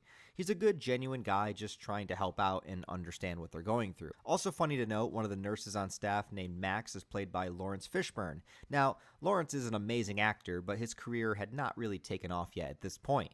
What's always funny to me is that in later releases of the movie on DVD and Blu-ray, they always put Lawrence Fishburne's face right on the front of the cover, right next to Nancy and Kristen, as if his character has a ton of importance in the movie, but no, it's just because he got famous later on and starred in films like The Matrix. In Nightmare 3, he's only in a few scenes, and he never has any involvement in the dream stuff, and he has zero interactions with Freddy. They never even wound up putting Johnny Depp's face on the front of the first Nightmare, so I find it really funny that they just decided to make Lawrence Fishburne look like a main character on this one. But also, I really like what they did with Nancy's character. She's a bit older now and has become a therapist to help troubled teenagers, which is almost a perfect spot for where she left off, and it gives her the perfect reason to be at the hospital and to meet the rest of the cast. She also knows what they're experiencing and is more equipped to help them because of it. But why is she still alive and not haunted by Freddy herself? Well, the answer is drugs. No, really, she's taking a prescribed medication called Hypnosil that is meant to suppress somebody's dreams. Obviously, it's fictional, but it provides a good explanation and a plot point because it's still a relatively new and experimental drug. And here's something that's going to complicate things. The Hypnosil reveal happens when she drops the vial and Neil picks it up.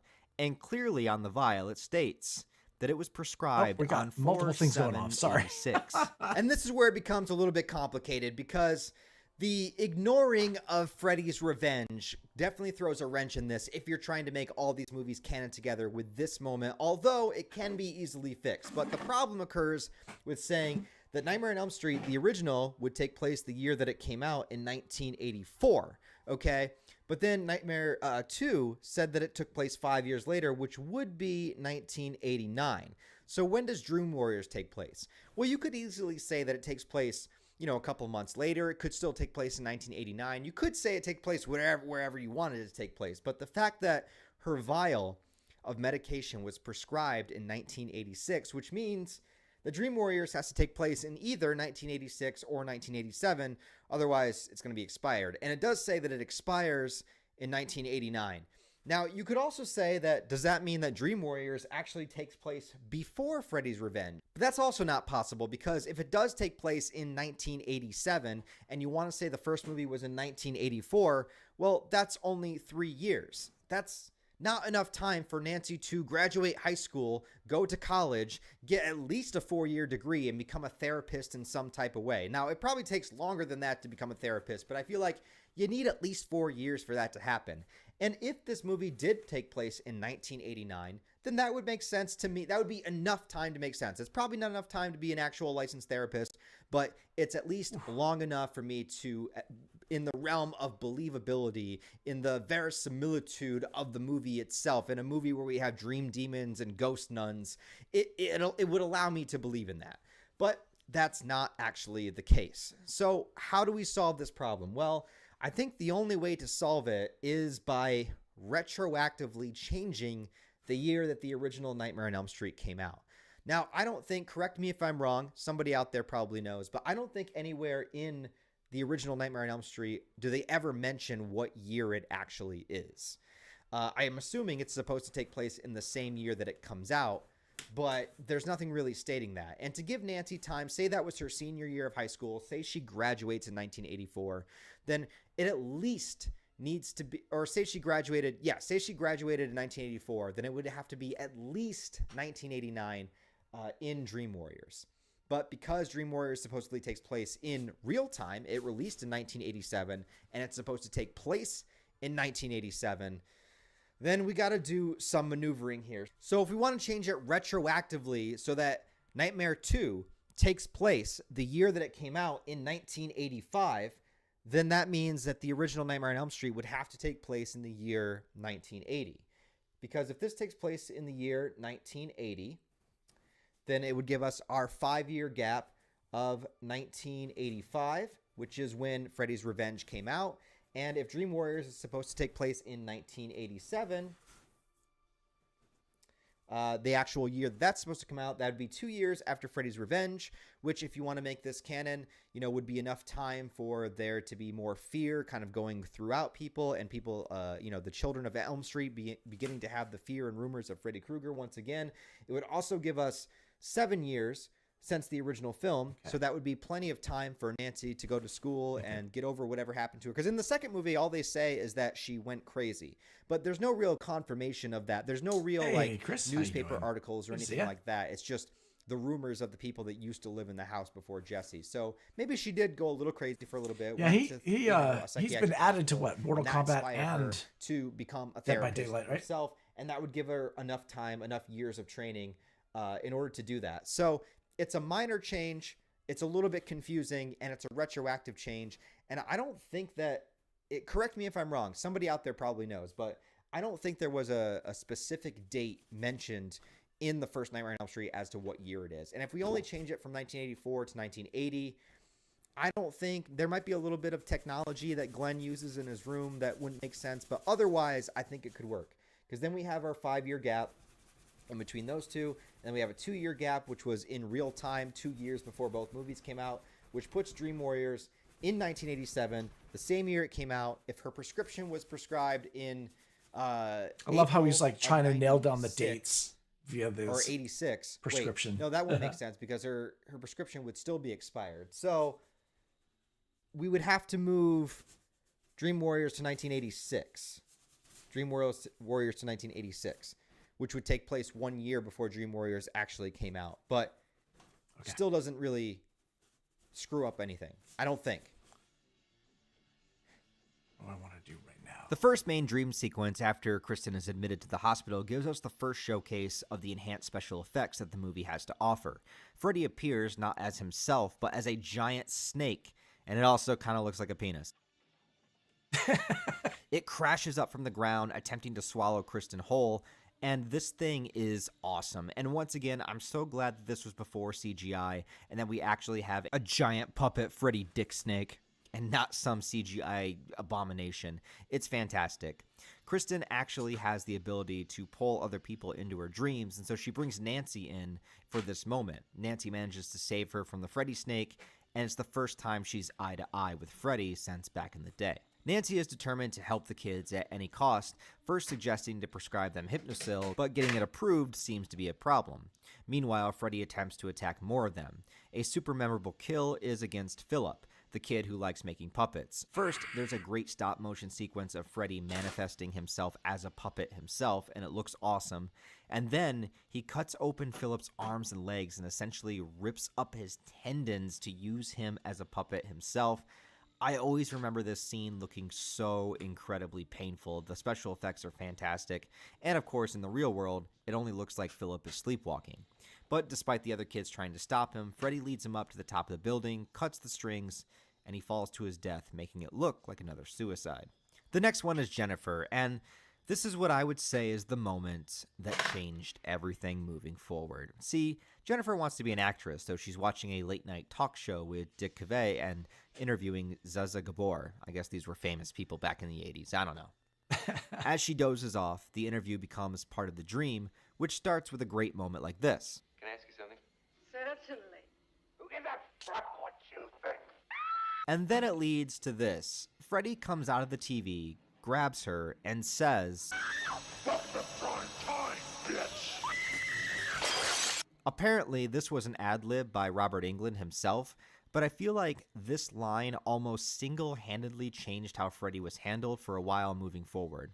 Although it doesn't happen too often in this movie, Part 3 is the first to really introduce Freddy saying a quippy, funny one-liner or pun right before he kills someone. And this line in particular is almost by far the most famous.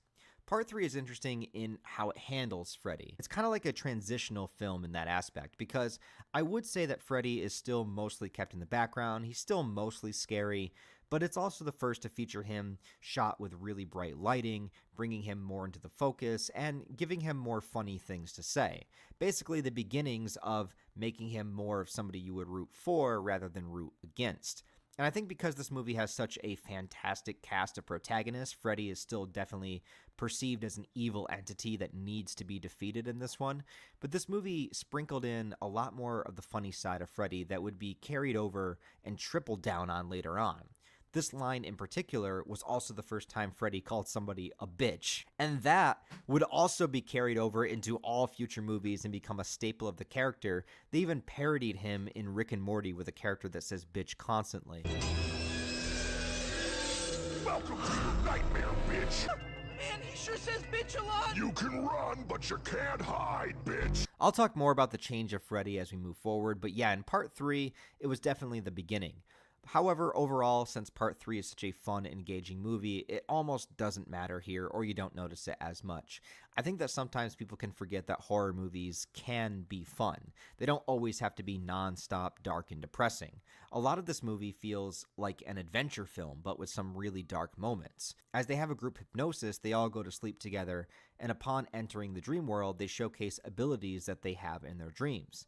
Kristen is really acrobatic, Kincaid is super strong, Taryn is a badass punk rock chick with knives. Will can walk around and utilize magic. And as far as Joey's dream self, well, it just turns out he's really horny. I can relate to that. He gets lured into the hallway by a sexy nurse that wants to have sex with him, and this is also the first moment that we see tits in a nightmare film. It's kind of wild, actually, that it took 3 movies before we saw some boobies, but unfortunately, it's not a real woman. It's just Freddy pretending to be one. And if I were Freddy and I could just transform into a woman at will, I would probably be doing other things than haunting kids. But that's besides the point. He captures Joey and he uses him as bait for the other characters. Joey, now trapped in the dream world, ends up in a coma back in the physical world. And I love the bit where Freddy writes "come and get him, bitch" on Joey's body with the claw marks. And I always wondered, did anyone else in the hospital staff see this, or was it just Nancy?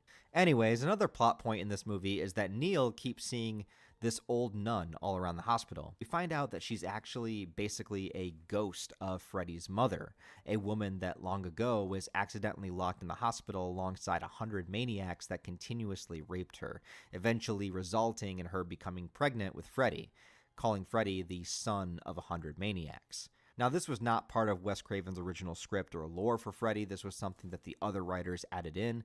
And as for sequels, they always tend to give more and more explanation for things as time goes on. How Amanda Krueger came back as a ghost, I don't know. But I can buy Freddy coming back as a dream demon, so I guess I can just buy that ghosts exist in this world too.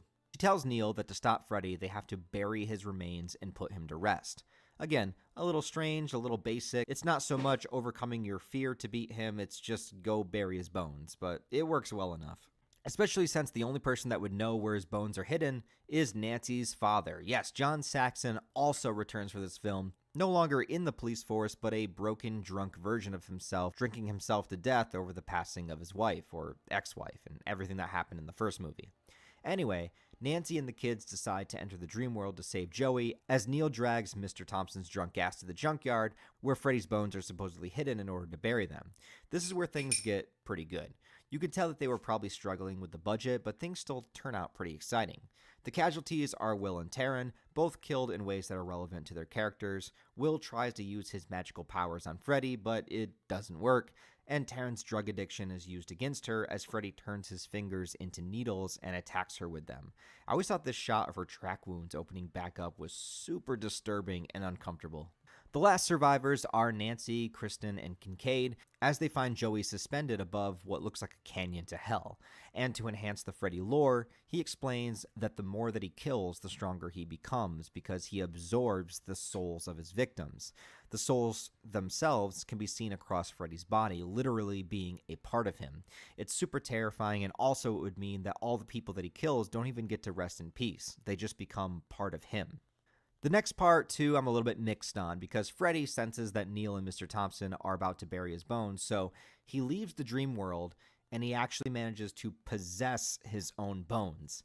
I mean, I guess he never would have had a reason to do this before, but like, could he always have done this? Could he always just possess himself?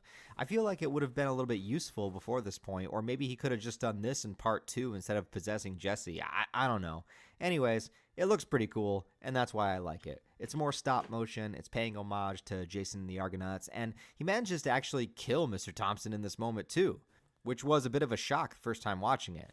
And I love the victory screech he gives at the end. Victory screech!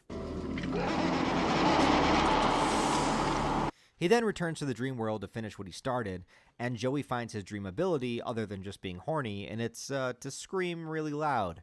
Yeah, I know, I get it, he was a scared mute and he overcomes it, finds his courage to speak again, but it's overshadowed by the next moment. Nancy sees her father and stupidly believes that it's actually him, and it's right before he turns into Freddy and stabs her with his glove. Yeah, Nancy actually gets killed off in the finale of this movie. I have mixed feelings about it. She's the best protagonist the Nightmare series has, and I like the idea of her being a recurring character, but I also understand that sometimes in horror movies, if you survive the first one, you're probably not getting out of the next one. At least it's not nearly as disrespectful as when the Halloween franchise killed off Jamie in Part 6 or Laurie in Halloween Resurrection in the first 10 minutes. Nancy has a semi-satisfying conclusion in that we saw that she did become a therapist in order to help other people. She was still proactive in her approach and inspired the next generation of Elm Street kids to fight back. Kristen, from the get-go of this movie, was kind of primed up to be another lead protagonist, and Nancy was written as her mentor figure. So it makes sense. I just want to know if Nancy was intended to die in Wes Craven's original script or not. Back in the real world, Neil manages to survive the skeleton onslaught and does manage to douse the bones in holy water and bury them, which causes Freddy to basically explode in the dream world, and all the other characters wake up from the nightmare. Kind of wild that Neil, a new character, and not even one in the dream, is the guy that defeats Freddy here, but it serves its purpose. It sucks to see Nancy die, but we do have three main survivors, Kristen, Kincaid, and Joey, and that rarely happens, at least for now. But what about the twist ending? It seems to be a staple of the franchise by this point, and the studio would always want to make more. Well, actually the twist here is perhaps the least twisty of all the others, because there is no actual confirmation that Freddy could still be alive. It just ends with Neil going to sleep with a model of Nancy's old house next to him. Oh yeah, Kristen was building these models, I forgot to mention. Anyways, he goes to sleep and a light inside the miniature turns on. But that's it. And considering both part 1 and 2 basically ended saying, yes, Freddy is absolutely still alive and out there, here he is, this one is a little bit more ambiguous in comparison. Maybe it is Freddy, but maybe not. Maybe it's Nancy's ghost, or maybe it's something else. We don't really know. Overall, Dream Warriors is a pretty great addition to the franchise. Bringing Nancy back was a great idea, but the rest of the cast are all unique and likable as well. They also do feel like friends, or like a team that was built, and that's what we needed in this movie. The special effects are great for the time, and it has a feeling of fun and adventure throughout, while still being dark and R-rated enough, and Freddy is utilized pretty fantastically. Even with him being a little bit more funny and a little bit more personable, it's still done sparingly enough that he still works as a great antagonist. I think this movie has something for everyone and might actually be the most accessible of the franchise. And what I mean by that is because of the adventure and fantasy aspects, I think that you could like this movie even without being a straight up horror fan. But if you do enjoy the horror stuff, there's still enough of that in here that doesn't feel too distant from the original. Basically, it's the perfect blend. Nice. Also, I'd be remiss if I didn't mention the movie had a song that was created by the band Dokken that wrote the song Dream Warriors directly for this movie, and it is as cheesy as it sounds. But I gotta be honest, it does kind of grow on you after a while.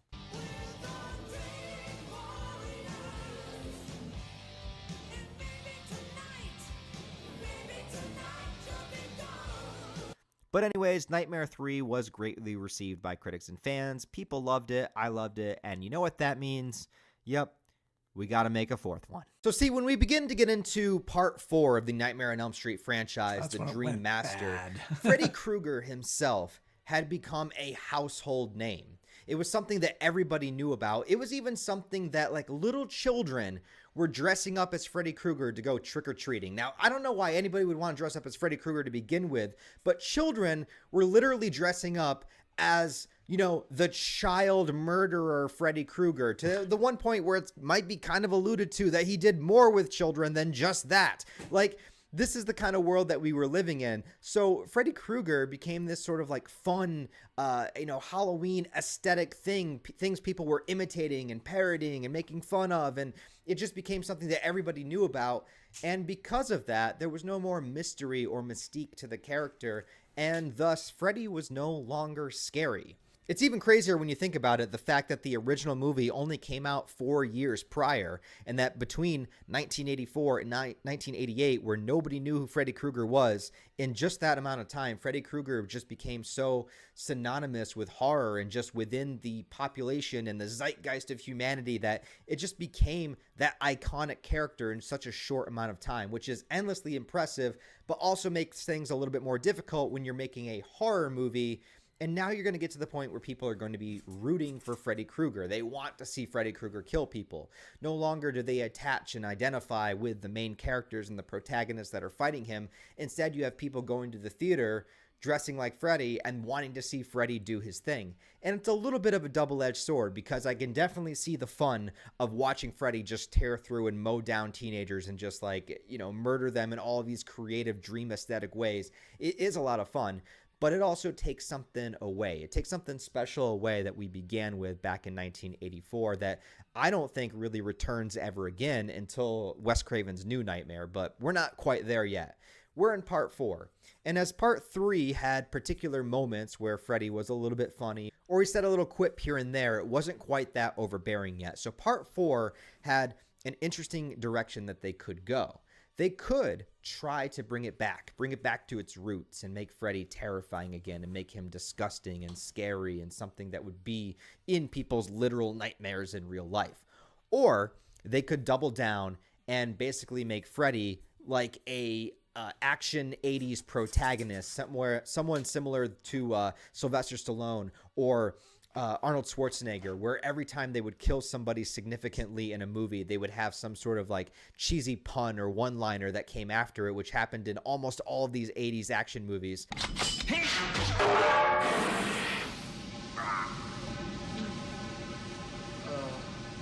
Off some steam. Let off some steam, Bennett. And Classic. That's the direction that they went down on. They totally doubled down on that little bit of aspects of Freddy that they had in part 3 and decided to make that the tone of the entire movie. And like I said, I am a little bit torn because I can see the fun in just making this another sort of 80s slasher movie, which I love all these kinds of films, but Nightmare on Elm Street didn't really start the way that it ended up in that way. And so I do feel like a little bit is taken away, and I do feel like I can't enjoy it quite as much. I felt like I could enjoy it more when I was younger. I don't know why. There's something about that I was just gravitated more towards when I was in my teens. But now that I'm a bit older, and I don't know if I'm a bit wiser, but just older, more jaded perhaps, that I kind of prefer the traditional horror roots of Freddy. Although these movies coming up, 4, 5, and 6, they do have their merits. There are good things about them, and I don't outright hate these movies. Particularly part 4, I actually still do find a lot of enjoyment with, but I also do have a lot of criticisms of. So bear with me for the criticisms. I'm not trying to shit on the movie, but I think it's time to bring awareness to the directional shift of the franchise, and I think part 4 has the biggest factor within that. Even though part 3 did it a little bit, I think part 4 is where it really becomes kind of a trope. It becomes a parody of itself. It becomes what people would think of Nightmare on Elm Street being without it actually being that until part 4 gets there, if that makes any sense at all. Also, I believe part 4 does take place in real time, so it takes place in 1988 or a year after Dream Warriors. So again, Dream Warriors, is it 1986? Is it 1987? I don't know. I'm still confused on that, but I'm pretty sure Dream Master takes place in 1988. So we're still here. We're still flowing through the timeline. And let's get into part 4. A lot of the reason this movie ended up the way that it did was because of how successful Dream Warriors was. The producers wanted another movie that was like that. But my first curiosity is, if that's the case, why didn't they bring back Chuck Russell to direct it? That way they could have made sure they gave it the same vibe and style, but I can only suspect it was all about timing. Part 3 came out in 1987, and 4 in the following year in 1988. After part 3, Russell started production on his next film, which was a remake of the 1950s movie The Blob, which is actually one of the better horror remakes that exists out there. It's really good. I definitely recommend you check it out. But I doubt that New Line wanted to wait until he was finished with that movie and instead just wanted to pump Part 4 out as quick as possible in order to make a profit over the series' huge popularity. Supposedly, the producers did approach Wes Craven once again, but his idea involved an aspect of time traveling through the dreams, and the studio just did not like it. And who knows what that movie could have been. And I think that this is one of the unfortunate things about the making of this movie. It's because instead of trying to find an idea that worked or find somebody with a vision for the project, they just wanted to get a movie made. And like I said, all movies exist for profit, but this movie was specifically designed, manufactured, and created for profit only. They went through several different writers until it finally landed on two brothers named Ken and Jim Wheat. And these are the guys that wrote and directed Ewoks: The Battle for Endor. Oh, yeah, no. Does anybody remember the Ewok movies? The little bear creatures from Star Wars Return of the Jedi? Yeah, they had a couple of spin-off TV movies that I used to rent from the video store back in the day, thinking that they were just going to be more Star Wars movies, and damn, I was wrong. I was so wrong. Granted, I have not watched these since I was a small child, but I remember being severely disappointed. But hey, at the very least, they're not as bad as the Star Wars Holiday Special. Anyways, what was I talking about? Oh yeah, Nightmare Part 4. So they actually started shooting the movie even without having a director signed on. That's how bad it was. Doing second unit stuff and special effects shot before they even had somebody in charge of the project. And that is a horrible sign. And at one point, they supposedly were going to have Tom McLaughlin, the director of Friday the 13th Part 6, Jason Lives, which is actually one of the best Friday the 13th movies that there is, and probably would have been a good choice. But nope, because he wanted creative control over the project and they told him they were already filming, he wanted to do something unique, and they just wanted to do a simplistic 80s slasher. Nothing more and nothing less. Basically, this movie was doomed from the start by the studio. Just them looking to make a profit. Eventually, Rennie Harlan would be hired as the official director. At that point in his career, he had made a few Finnish films, but this was going to be his first American film. And honestly, I don't have anything bad to say about him. The movie isn't poorly directed, it's just very studio orchestrated. It's also very 80s. Like, every single scene of this movie is just bleeding 80s all over the place. The soundtrack with the music is filled with songs and synthesizers of the time that really make you just feel like you're experiencing the decade.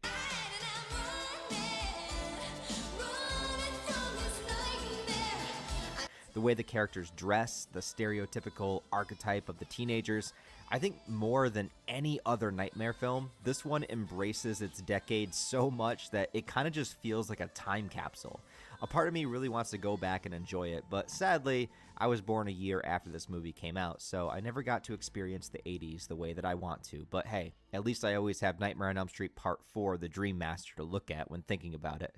So this movie does carry over most of the survivors of Part 3, but unfortunately it does not handle them well. First, let's start with Kristen. The character is back, but she is recasted with another actress. Dream Warriors, it was Patricia Arquette's first acting role, and she was great in it. She got noticed and was wanted for other roles. And there was probably a lot going on behind the scenes that I don't know about, but the gist of what I could find is saying that Patricia wanted to do more dramatic roles and not remain in the horror genre and get typecasted. And also the price that she asked in order to come back, New Line Cinema just didn't want to pay her that much. And due to just how fast they wanted to get this movie out, I doubt that they spent any time negotiating with her. So, actress Tuesday Knight was cast as Kristen instead. And she does a fine job. She definitely doesn't carry the same energy and intensity that Patricia had, but she's alright. She also doesn't get as much to do as you would think, and that leads me to the other Dream Warriors characters. Both Kincaid and Joey are back as well, both played by their original Dream Warriors actors, but both of them, along with Kristen, are all killed off before the middle of the movie. And it really sucks because Dream Warriors did such a good job building them up and making them feel like a team and people that you want to root for. There was absolute chemistry between them, and in Part 4, they barely have any scenes together before they start to get killed off. At least with Nancy in Part 3, they kept her alive until the very end. Kristen doesn't get as lucky. She doesn't even make it halfway through. Also, the entire opening premise really confuses me. It opens with Kristen dreaming about Nancy's old house, and she pulls Kincaid and Joey into her dream, still having that ability.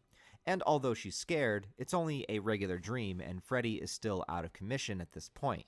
but the next day it shows the three of them in high school together. So wait, were they all released from the mental institution?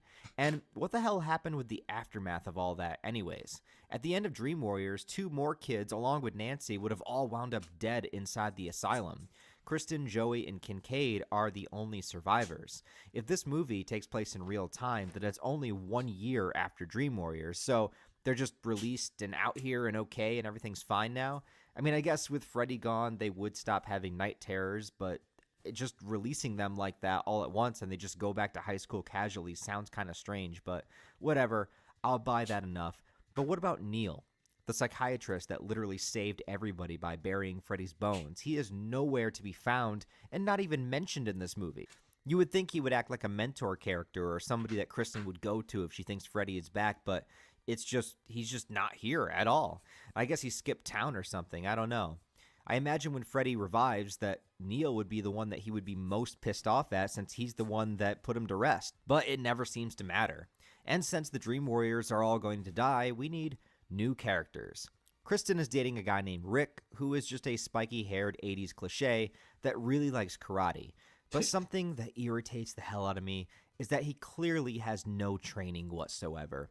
Maybe that's the joke, and maybe I'm just not getting it. But in his training scenes where he's practicing karate, he is throwing the worst punches I have ever seen.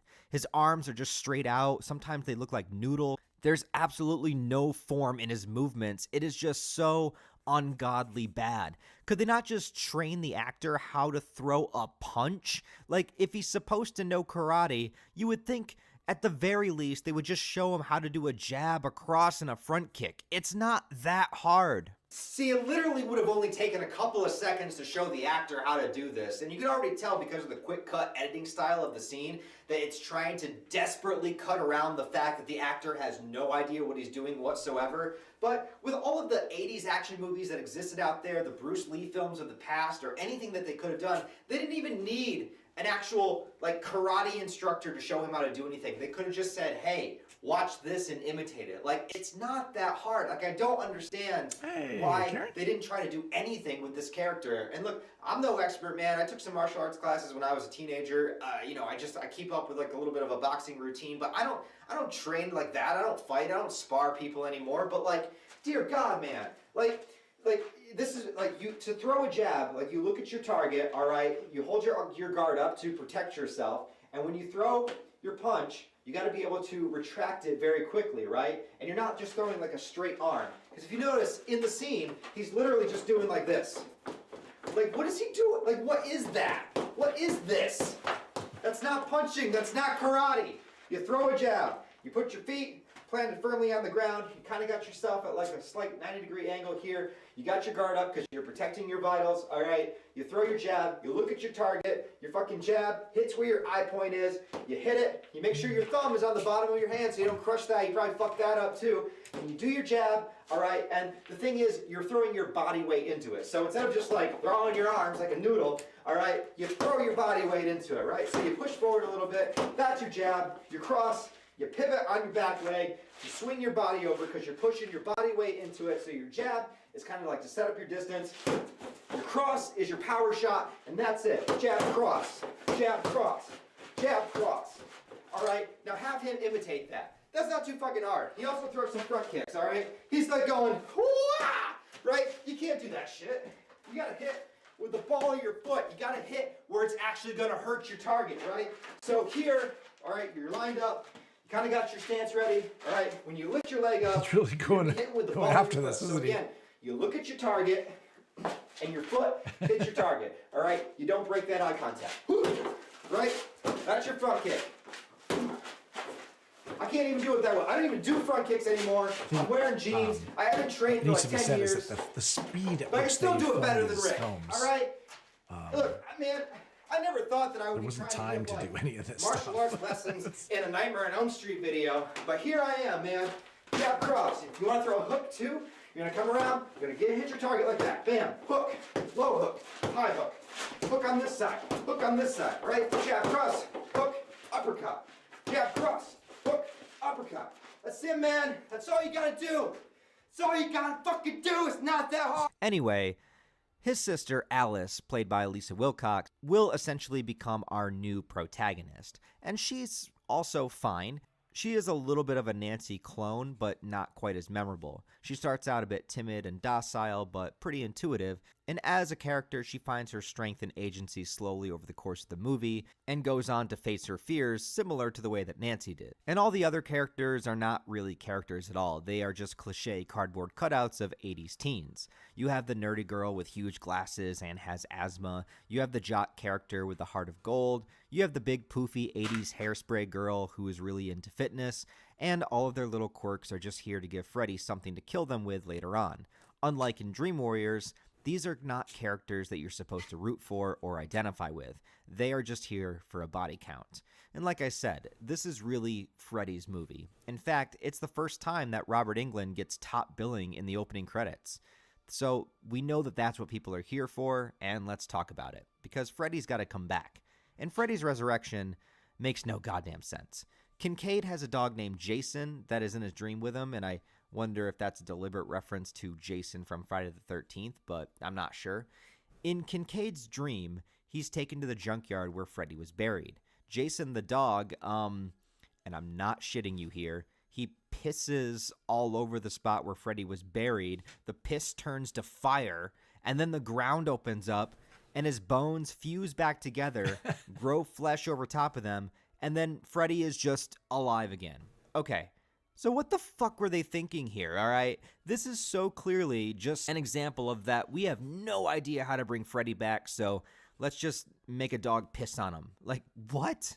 Okay, I can maybe buy that if he was dug up from the ground and no longer laid to rest, which was the whole point of the last movie, that he might come back. But this all happens in the dream world. Kincaid is not literally at the physical location of the junkyard, so how does this even work? Did the actual literal ground at the junkyard also open up the same time that it did here in the dream? We don't know because we never see it. Or is the entire dream just Freddy fucking with Kincaid? Like, what if burying him didn't actually ever work in the first place? Maybe it only just weakened him for a little while until he was strong enough to overcome it and come back. That's the only explanation I can think of that I would actually accept, because it makes no sense for his bones to be dug up in the real world while we are in a dream. And what happened to Freddy's actual bones? Nobody in Part 4 mentions it or tries to go back to the location or tries to bury the bones again or talks about how they defeated Freddy in the previous movie. Nothing.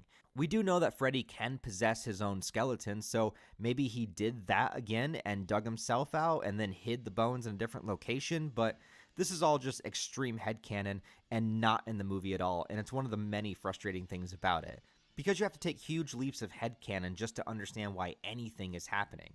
In the last movie, you literally had the ghost of Freddy's mom telling you exactly what you need to do to defeat him, and now she's nowhere to be found. And complete with all this nonsense of his resurrection, Freddy just kills Kincaid by a stab of the glove after the man's own dog betrayed him. He should have gotten a cat instead. No time is wasted as we cut to Joey's death scene too. Now, this isn't going to make much sense to anybody watching this video, but I just have to say it. Joey is watching something on the TV, and it's an interview with somebody, and he's talking about his daily routine. And one of the lines he says is, Then about lunch when I feed the fish, I feed the fish and watch them. I feed the fish, and, I feed the fish.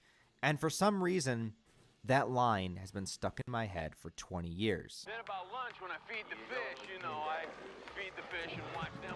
I feed the fish and, I feed the fish. Like the way he says it, the inflection of the words, I don't know why. It is just something I repeat in my head for no discernible reason. If somebody asks me what I do in my spare time, I say, I feed the fish and, I feed the fish. I don't know why. It is the stupidest thing to be stuck in somebody's head all the time, but it has not left my mind for 20 years. So I'm just going to go feed my fish and, feed the fish, and I'll be back. Nightmare 4 also remembered the most important aspect of Joey's character, that he's really horny. Freddy makes him imagine a naked chick in his waterbed, but once again, the chick turns into Freddy and drowns him. But not before saying this. How's this for a wet dream? Okay, that's kind of good. Once Kristen realizes what's happening and that Freddy could be back, she confides in her friends and tells them the truth. and they mostly all believe her. Kristen, Alice, Rick, and Dan the Jock all go to investigate the house which Kristen sees in her dreams, which is of course 1428 Elm Street, which is now condemned. Interesting that Kristen says this is Freddy's house because it was Nancy's house, but maybe she just means that this is the house that he uses to torment her in her nightmares. Anyways, Kristen's mom thinks that she's beginning to lose it again, but instead of sending her back to the mental health institution, instead she just drugs her child without her consent, grinding out some sleeping pills and mixing it into her water. When Kristen falls asleep, her dream begins on the beach, and Freddy uses his glove like a shark fin, burrowing through the water until it reaches the beach, blowing up a perfectly nice sandcastle. There was no reason for that. And then appearing as himself, putting on the sunglasses, pushing Kristen under the sand, and laughing maniacally in the bright, shining daylight. And yep, Freddy is not scary anymore. Kristen pulls Alice into her dream just before she is killed off, thrown into a furnace, but in her last moments, she gives her power to Alice. And what does this mean? Well, Freddy is absorbing the souls of his victims, which is making him stronger, but it appears due to whatever Kristen does in this moment, the next deaths will give Alice whatever their dream abilities were. With Kristen killed, Alice can now pull others into her dream, and with each subsequent kill, she gains another ability. It's a pretty neat idea, and it feeds into the title, The Dream Master, mastering abilities and mastering dreams themselves. Alice is shown daydreaming in this movie a lot, which is the first time that we've seen anything like that. And she also remembers a poem from her youth called The Dream Master, which ties into how she'll eventually wind up defeating Freddy in this one. But I can't help but feel a little bummed out on how all the Part 3 characters were handled in this movie. At least Kristen gets a little bit to do here, but with the recasting, it kind of just feels like a new character anyways. But the mantle has now been handed off, from Nancy to Kristen to now Alice. And I don't know what happened to Jesse. I think he's just dead somewhere. Alice discovers that she has Kristen's ability when she accidentally falls asleep in class and brings the nerdy girl Sheila in with her. Freddy just appears in the classroom and showcases some of his incredible riz. Wanna suck the face? No.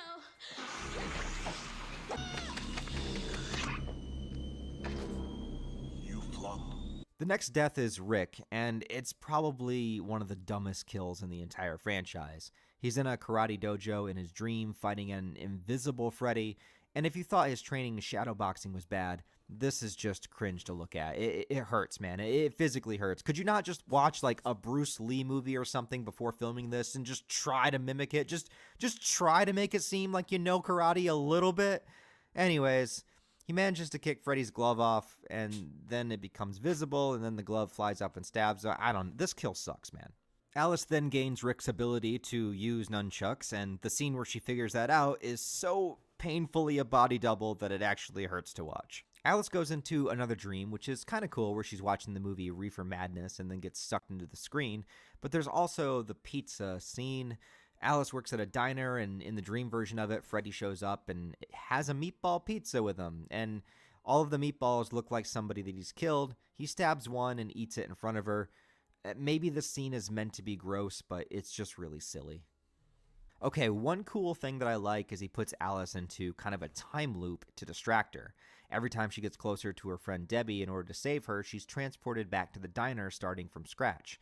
She should have told Freddy that she's here to bargain. Debbie's death is probably the most memorable from the movie. First of all, Debbie's quirk is that she likes to work out. But once again, could you just show the actor how to do a bench press? Dear God. Her hands are way too close together. She's bringing the bar down to her neck, not her chest. This is just doing nothing for her, and it's probably going to injure her shoulders more, even without Freddy showing up to break them himself. I'm sorry, but is it like so hard to look up how to do a bench press so your actor doesn't look like an absolute idiot trying to do one? But whatever, Freddy appears as the worst spotter of all time, not only not correcting her form, but proceeds to slowly break her arms in the process, and then turn her into a cockroach.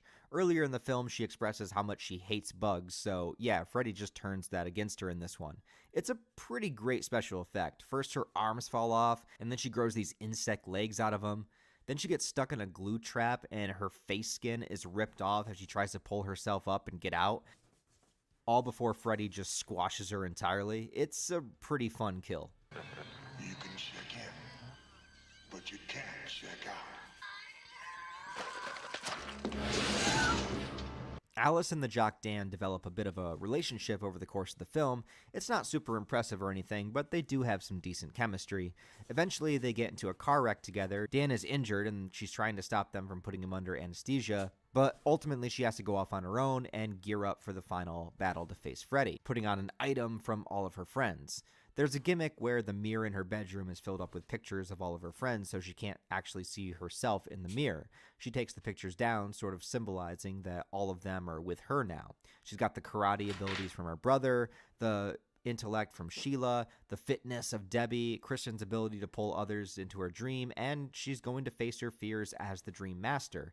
And it sort of goes back to the ideas of the original, gaining control over your mind and your fears, being able to control your dream, which I do like. Her confrontation with Freddy is pretty underwhelming, though. They meet in a broken down church within the dream, and I'll give Alice credit for actually trying to fight Freddy physically, but it's so weird. Like, where's all his dream abilities now? Why is Freddy fighting her when he could just turn her into a cockroach? Maybe her lack of fear brings his abilities down. Maybe he's just taunting her, which is probably actually the case, but I don't know, man. This final confrontation is kind of a letdown, especially when Alice just sees a broken piece of glass on the ground and shows Freddy his true weakness, his reflection. Yeah, just like his resurrection making no sense and feeling a bit rushed, so is his defeat.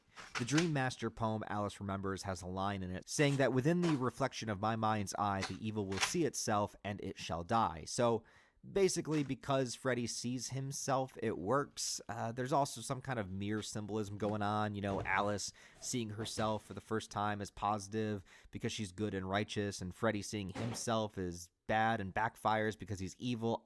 I don't know, man. Why it works is not explained and is pretty stupid, but how it works is awesome, because all the souls in Freddy's body begin breaking free. How it's shown them all fused within his body, they start to unleash. Little hands and faces start ripping out of Freddy's body, one from the top of his head attaching to the wall, and the hands are all escaping. They all start attacking him at the same time too. Freddy's body is literally being ripped apart by the souls that he had collected, and it's just really fucking cool. That is way cooler than burying him or just keeping him alive for a twist ending. I gotta say, of all the films so far, this is the best way Freddy has been supposedly killed. Even if it happens for a stupid reason, like looking into a mirror, the symbolism and the special effects of the souls lashing back and ripping him apart is fantastic. They literally rip his head in two. That's awesome. And then the movie ends kind of simply. Back in the real world, Dan pulled through and him and Alice are together as a couple. She does see a brief image of Freddy in the reflection of the water, but shakes it off. It's just enough to tease that maybe he's still alive, but it's nothing definitive. There's no final kill in the last 2 seconds. They could have ended the series right here, actually, with Alice becoming the Dream Master and overcoming Freddy, carrying the powers and the legacy of the Springwood victims within herself, and being confident to know that all the souls of the dead children are finally free. They've gotten their vengeance on Freddy. It's honestly a pretty good ending. But no, it's not the end. And okay, I know I may have seemed like I was pretty harsh on this movie, and I do have a lot of problems with it, but overall, I do actually enjoy it. I don't enjoy it like how I enjoy the original, looking at it as a piece of art and horror history. I enjoy Part 4 for what it is, a cheesy 80s slasher movie with some fun creative kill scenes. I remember watching this movie a lot as a young teen. It was one that I revisited quite a bit. I wish I liked it as much now as I did back then, but rewatching it for this video, I found myself really enjoying particular scenes and remembering when I used to stay up late and watch all these movies when I was first getting into horror stuff. I have some good memories with it, but I can't go so far as to say it's a good movie. But it is a fun movie. It entertains, and it's probably the last of the original run that I can say that I like. And it was actually, for the time, the most successful nightmare film in the box office. So at the end of the day, the studio was right in that if they pumped this thing out really quickly, they could keep riding that Freddy wave and make a profit. Largely, this movie did so well, though, because Part 3 was so widely loved and praised. The people did want more of that, which is what the studio tried to do and succeeded in one sense, but also by killing off all the cast of Part 3, not keeping them as a team and having different direction, it also kind of felt like it spat in the face of part 3. And I think after the initial draw of doing a part 4, after watching it, people kind of got the idea of where the direction of this franchise was going, and that's why the next film after this didn't do as well. Part 4 embraced the cliches, which was fun for a time, but also marked the beginning of the end. And if you don't believe me, there is a rap song that plays during the credits of this movie by the Fat Boys that actually features the Fat Boys. Remember the Freddy Fat Boys? Krueger rapping. You see, my name is Freddy, and I'm here to say, I'll wrap you up and take you away. Fall asleep or you'll wake up dead. Yeah, Freddy is not scary anymore, but he is a lot more talented than most of today's mumble rappers. So with part 4 being the highest grossing film in the franchise, a part 5 was put into production right away and released the following year in 1989. Nightmare on Elm Street 5, The Dream Child. Now, I will be 100% honest with you guys here. I have kind of been dreading getting to part 5 and part 6 because, to me, they are truly the worst the series has to offer. But I haven't rewatched either of these films in years, like definitely over a decade at best, probably longer. So I thought that maybe they might surprise me after so much time away from them. And by memory, I had part 6 as the worst in the franchise in my mind. But now I'm not so sure that might be the case. As I'm writing this portion of the review, before getting to part 6, I have just rewatched part 5, and I am slightly at a loss for words because it's even shittier than I remembered. I have almost nothing to say about it that's positive, and I was really looking for anything about this movie to latch onto. Even the 3 cups of coffee that I consumed getting through this film could barely put me in a good mood, and instead I was thrown into a disaster of epic proportions and lore issues up the ass. Maybe Alice should have taken it up the ass so that she wouldn't get pregnant and we wouldn't have whatever the hell this thing is. But no, to be real, when they say baby Freddy isn't real and can't hurt you, that is a lie. Baby Freddy is very real. Baby Freddy is gestating inside of all of us right now, and all we can do is sit and wait for the horrific monstrosity to come to term and rip us apart from the inside so that we never have to experience this film ever again. Anyways, I really couldn't find a ton of information of the behind the scenes of this film, or whether or not the producers even attempted to approach Wes Craven about any ideas this time, but I think at this point the relationship was mostly severed. And once again, I didn't see any info as to why they didn't try to bring back any of the previous directors, especially Rennie Harlan from Part 4, who made them so much money with that movie.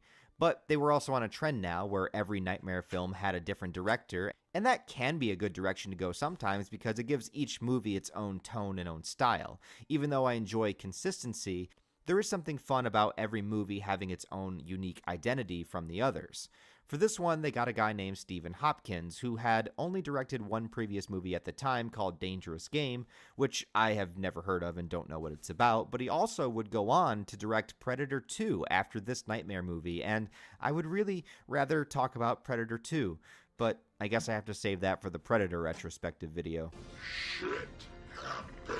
He signed on to direct with a script written by a handful of people credited to John Skipp, Craig Spector, and Leslie Bowen, dealing with concepts of the rebirth of Freddy, pregnancy, and dreams of unborn fetuses. Oh yeah, we're going to go in some strange directions with this one. So I will say this, for the positives of this movie. One is that I do appreciate the consistency of the continuity in between movies 3, 4, and 5, because this movie also stars Lisa Wilcox returning as Alice and attempts to expand and develop her character. And unlike Nancy and Kristen, Alice does not pass the mantle on to any other new heroine in this movie, but actually stays alive until the end of the film. And to me, because of that, and because of the development, she definitely solidifies herself as a Nightmare protagonist almost on the same level as Nancy. They even bring her boyfriend Dan back as well, but, he doesn't last too long. I will also say that the idea itself of a child inside the womb dreaming and Freddy being able to access the dreams of a child even before it's born and use that as part of its manipulation and resurrection is a pretty interesting concept. Even though I don't think the execution of it was well done, it's a cool idea. I actually can't show you any of the first 10 minutes of this movie pretty much because it all begins with the conception of Alice's child. Right after the opening credits, Alice and Dan are getting it on. And now it's done in an artistic way and you don't actually really see any nudity, but I'm not going to take that risk with YouTube and show any of it. Also, immediately after that, Alice goes to take a shower. And once again, you don't really see any nudity. It's all obscured by the glass door of the shower, but I'm not risking any of that here on this video. She's then pulled into a dream where she's in an insane asylum, and what we are seeing is what was first presented in Dream Warriors, Weston Hills, where Freddy's mother was trapped and raped by 100 maniacs. Alice is wearing a nun's uniform and has Amanda's name tag on, simulating the event. One of the inmates is actually played by Robert Englund himself. Either it's just meant as a cameo, or you could consider this as the guy that is Freddy's canonical father, the one that actually got Amanda pregnant.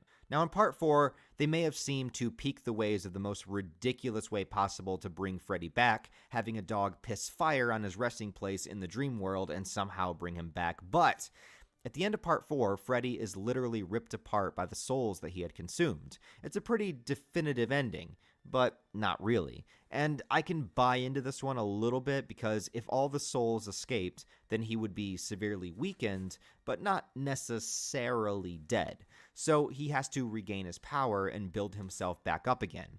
And he decides to do this basically by using Alice's unborn child and its purity and its dreams. Kind of like Freddy is attached to the child like a parasite, rebuilding himself. In one of the dreams, Alice witnesses the moment where Amanda gave birth to Freddy. And in the dream, we get this ridiculous baby puppet Freddy. And it just is so over the top and hilarious. And maybe they should have just kept Freddy in this baby form the entire movie. Like, imagine an entire film where this thing is the thing that we need to be scared of. Honestly, the novelty of that could have been better than anything that we actually got in this movie. I would have loved to see it. And I mean, hey, by this point, Freddy isn't scary anymore at all, so why even try? Let's just be ridiculous with it. But no. The baby Freddy goes to the same dream church location from the end of part 4, enters its clothes, and somehow, I don't know, man, somehow just makes itself regrow back into adult size, and boom, Freddy is back. It's a boy! And I just gotta say, the Freddy makeup in this movie is just god-awful. Why does it look so bad? Did they just cheap out on it? Was this version a lot more comfortable for Robert Englund to wear? In which case I would understand, but man, it just looks like ass. Like, how do you go from the makeup looking as good as it did back in part 1 and part 2 with the lowest budgets compared to this movie? And also, I think that it also has to do with how Freddy is lit and shot in camera. It's hard to hide any poor makeup effects when we can see him so clearly and so often. Added in with some of the cheesiest dialogue and one-liners the series has to offer, it just throws everything really off. And then Amanda Krueger shows up as well, which is also really strange. Like, where was she during part 4? This movie introduces her being able to interact within the dream world, even though in part 3, her ghost was only ever seen in the real world and only ever appeared in front of Neil. And Neil, where the hell is that guy anyways? This would have been a great way to bring him back, but oh well, it doesn't. Yeah, so in this movie, Amanda is an opposing force of Freddy, someone that could potentially stop him, from what I seem to understand at least. And Freddy, at this point, is attached to Alice's unborn child. In the previous movie, once Alice absorbed Kristen's power to bring people into her dream, Freddy kind of used that as a way to get new victims, and he does that here too with the child constantly sleeping. I guess you could think of it like Freddy is massively weakened from part 4, but uses the fetus like a home base in order to regain his strength, and as it dreams indefinitely inside the womb, he can then reach out to other people and pull them into the dream world at will in order to kill them and then get stronger again, and then he feeds the souls to the unborn child in an attempt to manipulate and control it, even manifesting it as a small child within the dream world that can talk and interact in that world also, which I guess eventually plans to use that child for the basis of its resurrection, like when he pulls himself out of Alice at the end. But then also, he's also afraid of his mother because she can now have power in the dream world or something and wants to put him back in her dream womb. And bro, I don't know, man. This movie is messed up and confusing as hell. You know, at this point, I actually miss the fire-pissing dog. Can we bring him back? Alright, let's just get into the kill scene. So, once again, a bunch of new characters are introduced that are not really meant to be characters, but just people with quirks that are intended to be a setup so that Freddy kills them with the specific thing that they're into later on. Other than Yvonne, whose quirk seems to be swimming, even though she actually makes it to the end of the film, so that's surprising. We have Greta, who is trying to be a model, so she's avoiding eating a lot of food, and Mark, who is a nerdy guy that's drawing his own comic book characters, and you already know what's going to happen to these two. Though the first person to die is actually Dan. Yeah, he and Alice were such a good couple, and he didn't even get to know that she was pregnant by the time he died. Poor guy. And I feel like his death is something that sounded really cool on paper, but not so much in practice. He's racing home to get to Alice, and he's pulled into the dream world, and Freddy just continuously mocks him and jokes around as he causes the vehicles that he's driving to start merging with Dan in some way. First it's the truck, and then the motorcycle. All the wires and metal, it penetrates into Dan's body. It kind of becomes part of him. He gets to a point where he looks like he's just a metal ghost rider driving around before colliding into a huge truck and then bursting into flames. I dig the creativity here, and I heard a lot of the gore from this scene was cut out because the MPAA really took the hammer to this movie, and that's unfortunate. But the jokey commentary from Freddy the entire time, like saying, Danny, better not dream and drive. Better buckle up, dear. it's just cringy and overall just not very entertaining. Next is Greta, who's having dinner with her domineering mother and a bunch of business people from various agencies. Her quirk was not trying to eat so much, so when Freddy appears in her dream, he continuously stuffs her mouth with food. And though I also heard that this scene is massively edited because he was also supposed to be shoving pieces of herself into her mouth, which is pretty fucked up and would have been cooler to see, but not so much here. So he makes her choke to death in the real world. Even in the more edited down version, though, I guess the premise here is that it's kind of playing on the concept of anorexia and all of that, but seeing Greta's cheeks puffed out as far as they are and Freddy dressed as a waiter saying, Bon appetit. it just kind of takes it back to being too cheesy to be taken seriously. Alice does confide in her friends about the truth of what's going on. Yvonne doesn't want to believe her at first, but Mark does. And they do more researching into Freddy's background with his mother Amanda and actually found out that she killed herself after Freddy's birth. So yeah, this movie actually brings up things like anorexia, suicide, and even abortion, as it's something that's suggested to Alice that she ultimately refuses to do. It's pretty controversial stuff, and this was back in 1989. But for some reason, I feel like it's more likely to get a movie about those subjects made then than it would be in today's time. But anyway, a premise introduced here is laying Amanda Krueger's spirit to rest, which involves finding her body. So it's similar to finding Freddy's body and laying him to rest in part 3. But in part 3, it was Amanda herself that told Neil to do that, so she never happened to mention that she needs to also have her body be put to rest, and it never came up in part 3. It's clearly just a recycled idea that's tweaked ever so slightly. I mean, technically, it was never mentioned how she died or if her body was under the gravestone in part 3, but man, it's a stretch to just assume she would never mention that if that's something she needed to have happen. The whole Amanda Krueger thing in general is just very strange, even starting from the lore of her being locked up in the asylum. Like, who puts 100 maniacs unrestrained in one location in one giant room to begin with, let alone forgetting that you just happened to lock a nun in there? And then after that, she kills herself and she becomes a ghost, but only appearing to one person in part 3 in order to explain how to defeat Freddy, which ultimately doesn't work anyway, and then she's nowhere to be seen in part 4, and then in part 5 she's back, but this time in the dream world and not a ghost, but can't do anything until her body, which was never found in the real world, was put to rest. So how does this whole ghost Amanda thing even work anymore? And then there's Mark's death. So Mark, of course, was the comic book geek, and he was creating his own comic books and original characters, and you guessed it, he dies in a comic book world. But this was before the superhero movies were as much of a thing as they are now, so this, of course, was taken to its cheesiest extent. And the funny thing is, actually, Tim Burton's Batman movie released the same year as this movie, and once again, I really wish I was reviewing that movie instead. So Mark turns himself into his OC, the Phantom Prowler, which is some sort of gun-toting badass. And I don't know. He blows Freddy away at first, but then Freddy becomes... don't make me say it. He becomes Super Freddy. I'm not as fast as I He then used to be, turns Mark into paper and cuts him up. There's no blood. There's no gore. It's just paper. I mean, it's a cool effect idea, but it would make way more sense in some kind of fantasy adventure film geared for young audiences. In a Nightmare on Elm Street movie, this is just not what you want to see for a character death. Actually, all the character deaths in this movie are not nearly as creative as they were in Part 4. It even feels way cheaper, even though the budget was a lot higher. So the endgame plan is that Yvonne will go find Amanda Krueger's body while Alice once again goes to the dream world to confront Freddy. You know, last time she had all these extra abilities and powers and martial arts skills, but she doesn't really use any of them in this movie. I guess since Freddy has her child, it's maybe too much leverage for her to fight against him at her full capacity. I don't know. But when the child, whose name is Jacob, by the way, tells Alice that Freddy is hiding inside of her, like within her womb, she somehow is then able to manifest and split Freddy out of her, even though it's her removing him from being attached to the fetus and it's in the dream world. How does this work? Who the fuck knows? She's the dream master. I guess she can just do it. That's all I got. Meanwhile, Yvonne does find the location of Amanda's body, which is just a skeleton at this point. And I mean, yeah, it would have been sitting here for like 40 years at this point. So, I don't know. And I guess she doesn't have to bury it or anything. She doesn't have to really put it to rest. She just has to find it. Because as soon as she does and touches it, the ghost is just like, thanks, bye, and then takes off. So, I don't know, man. Thanks a lot. Bye. Bye-bye.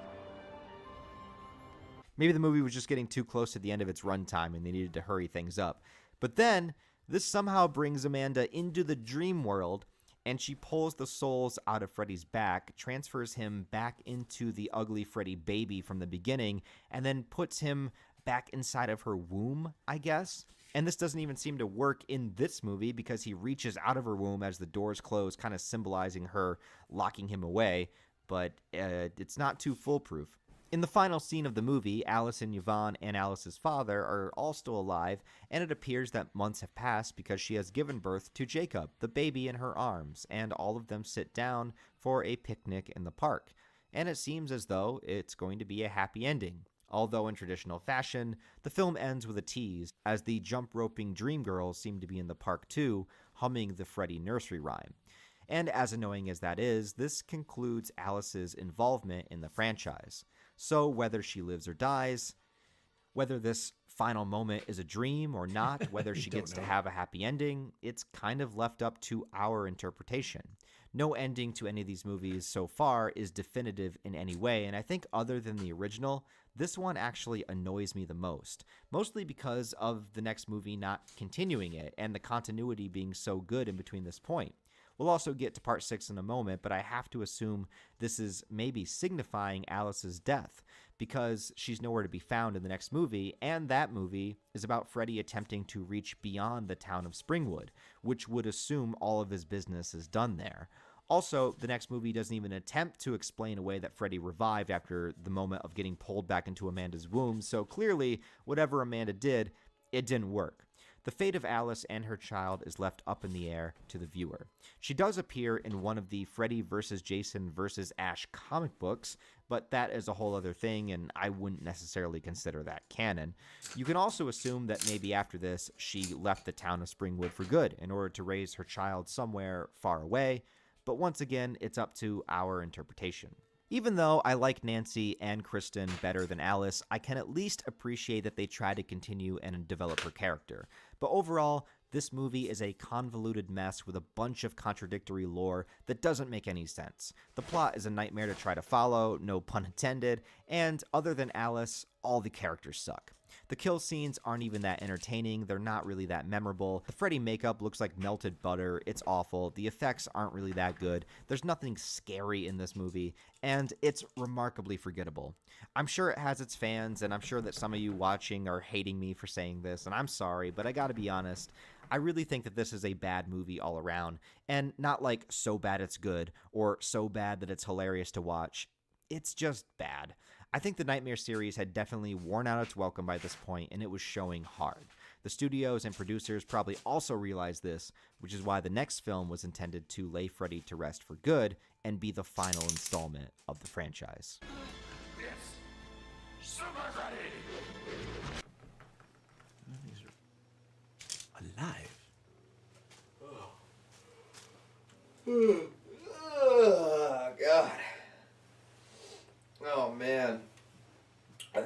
working on that Elm Street video today. Shit. What movie am I on, anyways? What the fuck? Aren't you forgetting something, Ryan? Aren't you forgetting that you have to review the best movie in the franchise, Freddy's Dead? The funniest, most amusing Nightmare on Elm Street film. I'm sure you're dying to talk about it. Freddy, you're not real? You're not real? Oh, this is real. As real as I want it to be, baby. No, wait, no, I'm not doing this. I'm not doing some stupid, like, Nostalgia Critic style skit video in the middle of the review. Like, it's just gonna, dude, too many people do stuff like this. It never works. It's never as good as some of the bigger YouTubers that do it. Like, there's no point to do this whatsoever. I don't even know why you're here. You're wasting your time. We're not doing one of these skits, man. This is your nightmare. Oh, so it's really Freddy. Okay. So, if this is really Freddy, then what's my nightmare? You are just a sad, pathetic, short little ginger loser who will someday die alone because you can't even form the most basic of human connections and spend all of your time online chronically talking about stupid horror movies, manga, and anime. You forgot what it's like to know the touch of a real woman, and someday everybody will ever forget you existed and not even remember one single morsel of one single video that you ever posted because they're all dog shit. Also, your penis is small. God damn, why? I mean, you don't gotta put it like that. I mean, alright, well, what's the next movie I have to review anyways? You know what time it is. You know it's time for Freddy's Dead, the final nightmare. No! Time to wake up now. Time to watch the greatest movie in the original franchise. I think that one was done in 3D, right? Until we get to the 2010 remake.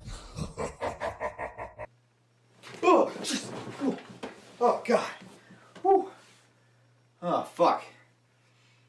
For a second there, I thought I had to review Freddy's Dead. Yeah, after rewatching part 6 again, I think I was right before. This is the worst horrid abomination of film and cinema of the original series, shot straight out of an unshowered asshole and splattered across our screens to be viewed in 3D disgust as the Nightmare franchise becomes a nightmare of motion pictures itself that should never have seen the light of day. Part 6 took Nightmare on Elm Street right out of the title and just called itself Freddy's Dead, the Final Nightmare.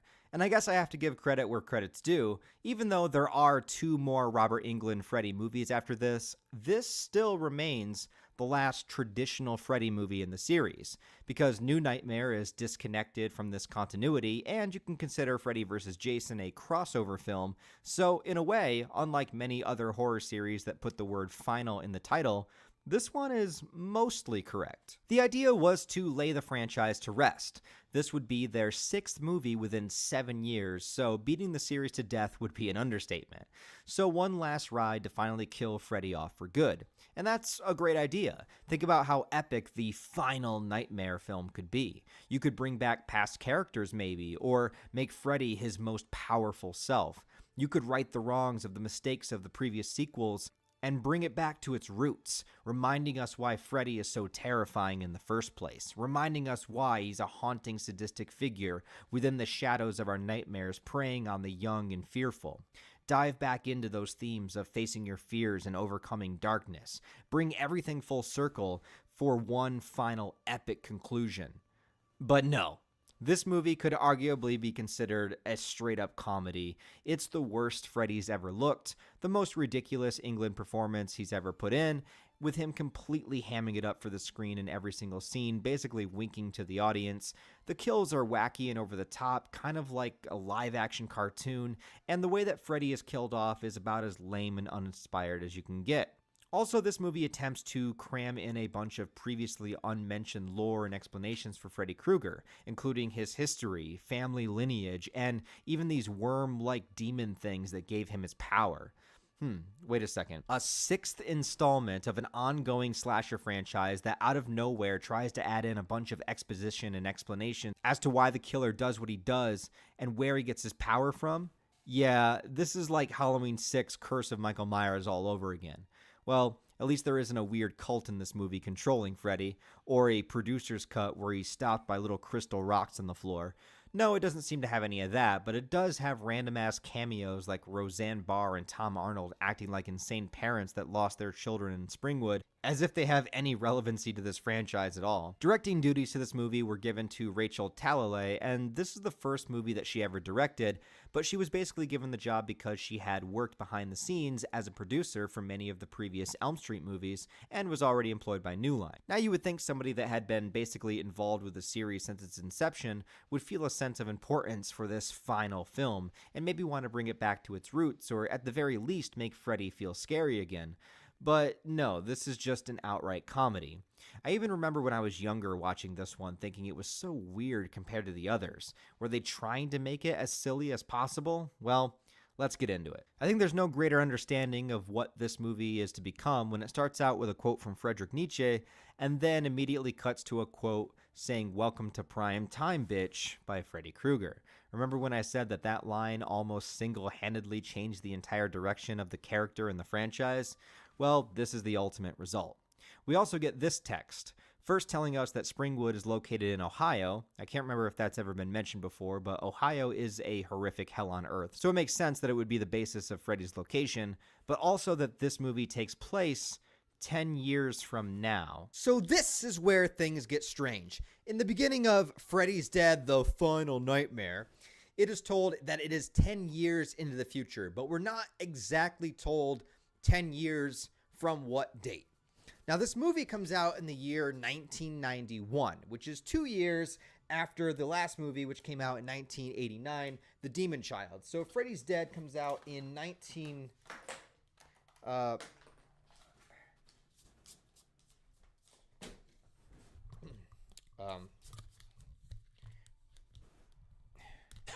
What's he doing? All right, 1991. Okay, so Freddy's Dead, The Final Nightmare comes out in 1991. In the beginning of the movie, it says 10 years from now. So you would assume that 10 years from now would mean that the movie takes place in 2001, which makes it even more ridiculous once we get to like the video game sequence part. But actually, it's supposed to take place 10 years from the Demon Child. At least that's what I'm seeing, because I tried to look it up because it's not anywhere in the film. It doesn't tell us exactly what year that it takes place in. So I was like, okay, does it mean that it takes place 10 years from the release of the movie, 10 years from now, which was my immediate thought, or does it mean that it takes place 10 years from the previous movie? And apparently, it takes place, actually, so it doesn't take place in 2001. It actually takes place...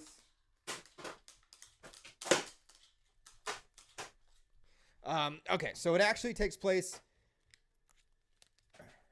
in the year 1999.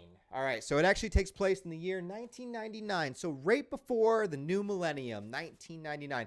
What is it with the Nightmare on Elm Street movies taking place in the future, by the way? Because Freddy's Revenge was supposed to take place 5 years after the original, which would have put it into the future. But then we retroactively put the original Nightmare on Elm Street further back into the past so that Nightmare on Elm Street 2 could actually take place in present time, which actually kind of does work because the original Nightmare on Elm Street movie is kind of timeless, and there's not really a ton. Maybe there's a little bit of like, you know, the TV that Glenn was watching in his bedroom in the first movie. But besides that, I think it could all work pretty unanimously throughout the 80s, except for the final movie, which would take place in 99. So Freddy's entire reign, you know, took place within the span of about 20 years' time.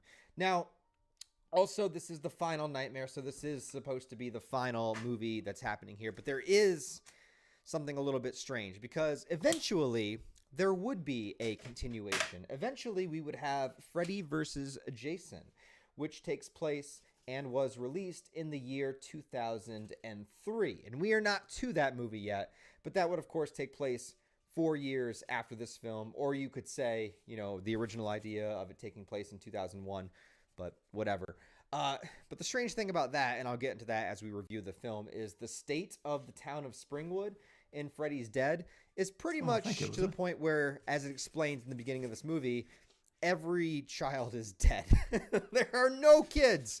0 kids. Okay? So every kid is dead. Every teenager is dead. And the town is just left almost a barren wasteland where every single adult has pretty much been driven insane, talking to invisible people or running carnivals where nothing is going on. Everyone seems drugged out of their minds. Like, the entire town of Springwood is absolutely fucked. And if that is the case in 1999, then in just 4 years' time, the entire town repopulates. There's all of a sudden teenagers again. Everything is fixed up. The law enforcement works fine. The house, 1428 Elm, that was featured in the original, is fixed up and there's people living in it. So somehow, between 1999 and 2003, they were able to fix everything that is wrong with this town. That is just one of the many problems that Freddy's Dead brings us, not to mention all of the lore issues that I will get into, the way that Freddy's powers work. Everything about this movie, and the fact that they didn't even really need to do this 10-year time skip. The only reason they did it was to have the final child of Elm Street, or the final child of Springwood, rather, which is what this movie begins with. The main character, which is the last remaining teenager that is trying to escape from Freddy's grasp, and that was the point that they were going for, as well as Springwood being absolutely fucked by this point. And I can appreciate that idea to a degree, but it also just creates so many more problems. And I also understand that they never knew Freddy versus Jason was actually going to be a thing. So with this actually being in the final movie, leaving Springwood in the state that they leave it in this film, you know, didn't contradict anything until there was future movies. But this movie actually contradicts a lot of the ways that Freddy's powers work, which we will get into anyway. So anyways, here we are. The original franchise, 1985, 6, 7 for Dream Warriors. I'm still not sure. 88, 89, and then we jump forward 10 years to the wonderful year of 1999. Do you guys remember when they used to do movies where it was in the future, like they did movies in the 60s, and they would always do like 1990X or like 19XX, like you weren't supposed to know what year it was. Does anyone know what I'm talking about? I don't know. Let's talk about Freddy's Dead. We start out with the supposed last teenager from Springwood. He's only known as John Doe because he doesn't have an actual name, because he has amnesia. And yes, it's the classic when a character needs to not know things that they should know. Well, let's just say that they lost their memory. Don't be a pussy. We begin with John in a dream sequence, first on a plane, and then he falls from it, and then he's in a house within the sky. And how does this movie attempt to introduce Freddy Krueger? You know, in the last film we were ever meant to see him in a film where he should be at his most powerful and viewed as this colossal threat. Is it a big build-up, a big reveal? No, it's just John opening the window and Freddy is riding around on a broomstick spoofing The Wizard of Oz. What the fuck? If that's not enough, Freddy throws John out of the dream by comically hitting him with a bus and then throwing him through a wall that literally leaves an outline of his body like we're in a Looney Tunes cartoon. And that's the thing, this whole movie just feels like a wacky live-action cartoon. The tone is just silly and goofy, and it doesn't try to be anything else. But the gist is that John is leaving Springwood, and he's being pushed to do so because, as of right now, it seems that Freddy is unable to leave that location, which is just very strange to begin with. He exists within a dream world, so why is it only Springwood that he has access to? But his goal in this movie is to go beyond Springwood and basically infect every other town as well.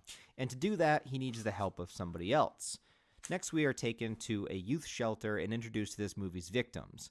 First, we have Spencer, played by a young Breckin Meyer. You know, that actor from Road Trip. He's got a thing for pot and blowing stuff up. He even knows how to make a pipe bomb, and that'll be important later. All the kids here have horrible relationships with abusive parents, which is the only theme that I feel like could have been used as a powerful motivator for them coming together and helping Maggie at the end, but instead it's just kind of something that's in the background. Tracy is the tough girl training with boxing, and she's way better than Rick was at karate at least.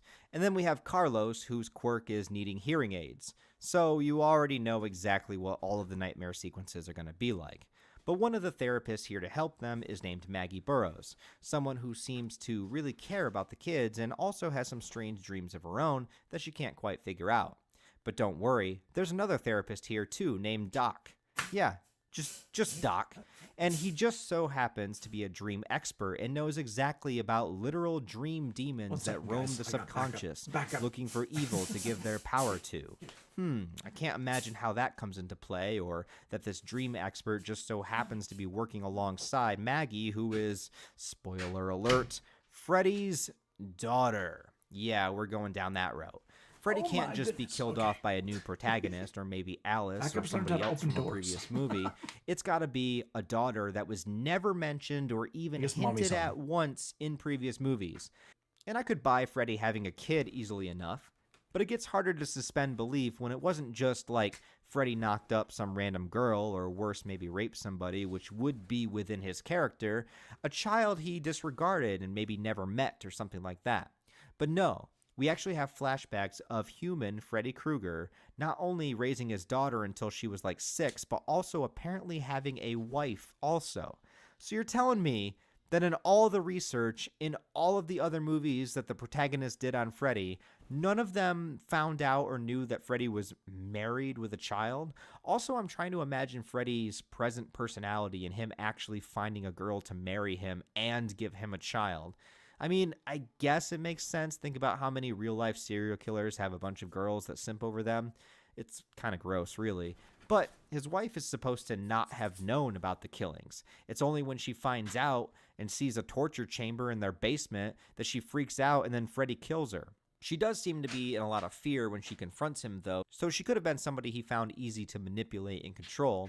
He also has no qualms about killing her once she finds out, but apparently once he was found out, his daughter was taken away and adopted by some new people, Maggie blocking out the memory of her mother's death, and has no clue that she is related to Freddy. In fact, it's John that thinks he might be Freddy's son until the very obvious twist is made and we realize that it's Maggie.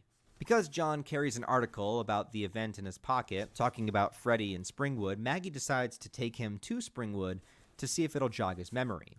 The other characters stow away in the back of the van as they try to escape the youth center.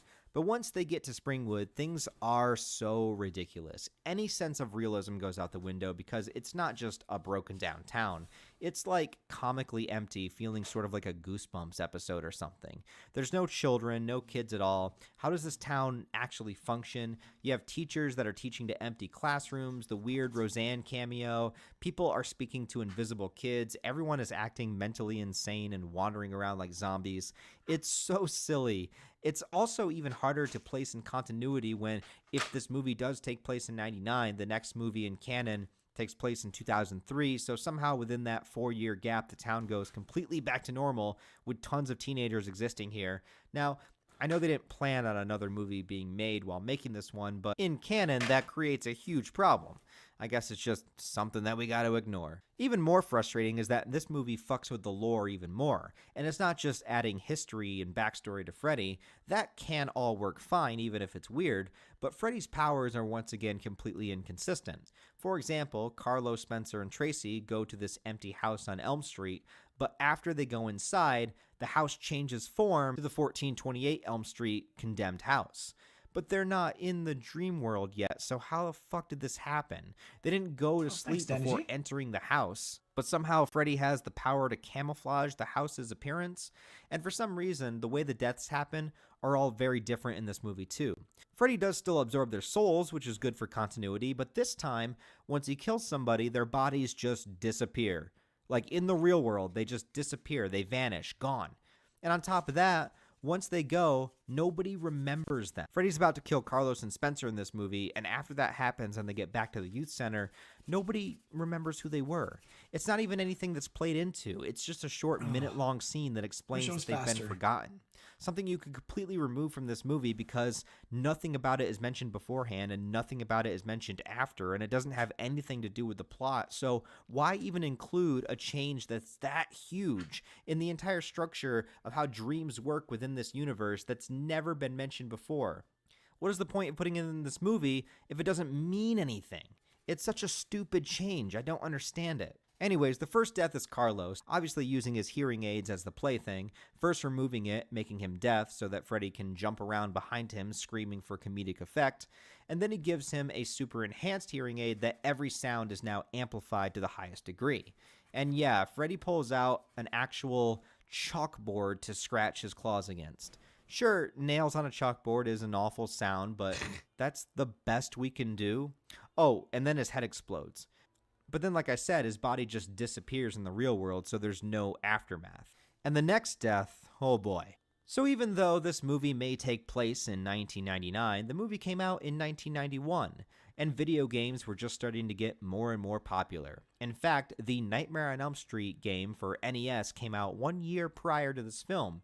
It's an awful game, and it actually would have been pretty funny if they incorporated it in this movie and had Freddy make Spencer play that one instead of what we actually get. But first there's this cameo on the TV featuring Johnny Depp. Yes, of all the movies for Johnny Depp to come back and make an appearance in after all this time since the original, it's this one, parodying the "This Is Your Brain on Drugs" commercial, which was famous at the time. This is your brain. This is drugs. Classic commercials. Your brain on drugs. In universe, I wonder if Freddy is deliberately using Glenn's image for this scene. Spencer would have no idea who Glenn was, and if Freddy lost all the souls that he absorbed at the end of part 4, then Glenn's soul should be long gone also, but he could probably still make an image of him. Or maybe it's literally him bringing up an image of the actor Johnny Depp. I don't know. It's up to your interpretation. Anyways, Freddy pulls Spencer into this video game world of a 2D side-scroller type, and this is just one of the many moments where you feel like the behind the scenes were just trying to come up with an elaborate dream sequence that would also be relevant to the times, but not a single thought went into whether or not they should try to make it feel like a horror movie. I mean, I feel like they were specifically trying to appeal to their younger audience since Freddy had become so beloved. He's literally laying back playing the game that Spencer is in, taking control of him. He even puts on a power glove. The Nintendo Power Glove was actually something that existed at the time. From what I understand, it was mostly a gimmick, and it was never as cool as the commercials made it out to be, but maybe I'm just bitter really because cool, I never had one as a kid. It sucked to control with.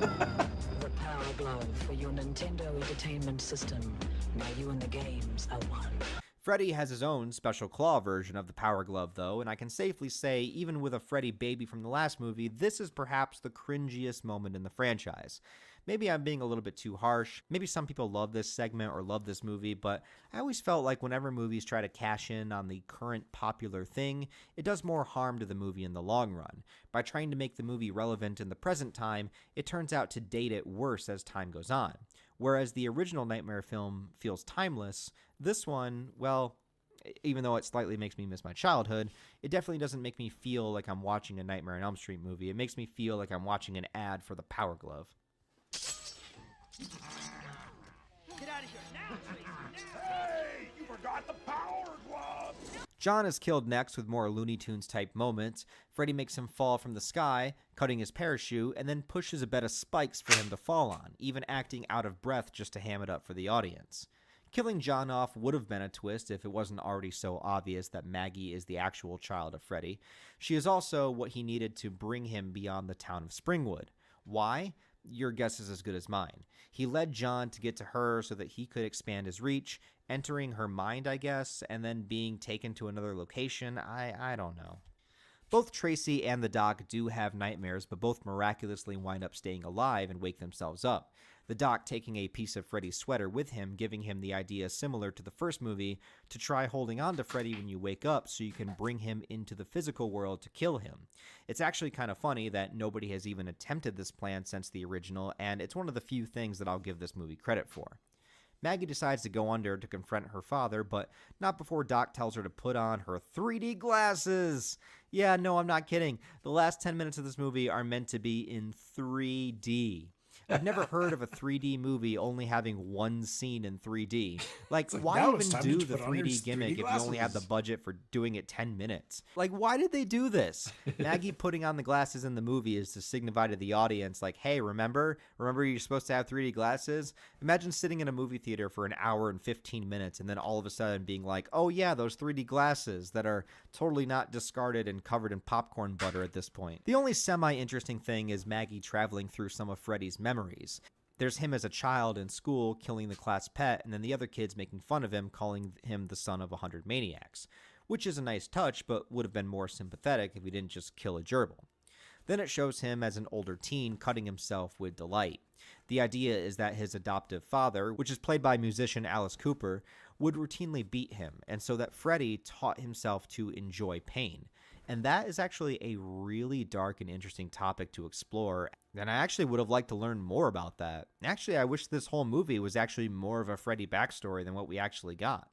But then it shows the moment that Freddy is about to be burned up and killed by the Springwood parents. He's surrounded by flames, the 3 dream demons appear, and they just show up and offer him power. And it's just done so quickly. They're like, yo, hey, you want ultimate power? And he's like, yeah, I want it all. And then they just merge into him. No sacrifice, no stipulations, no explanations, no, hey, we'll give you power if you do this, or, Malbolgia saying, you must lead my army. None of that happens. They just are like, hey, here's a power boost. He doesn't even seem freaked out about 3 floating sperms just circling around him. It's just an unnecessary explanation of where his powers come from to give the audience a reason after all this time, but I never asked for a reason, and I was pretty fine not knowing.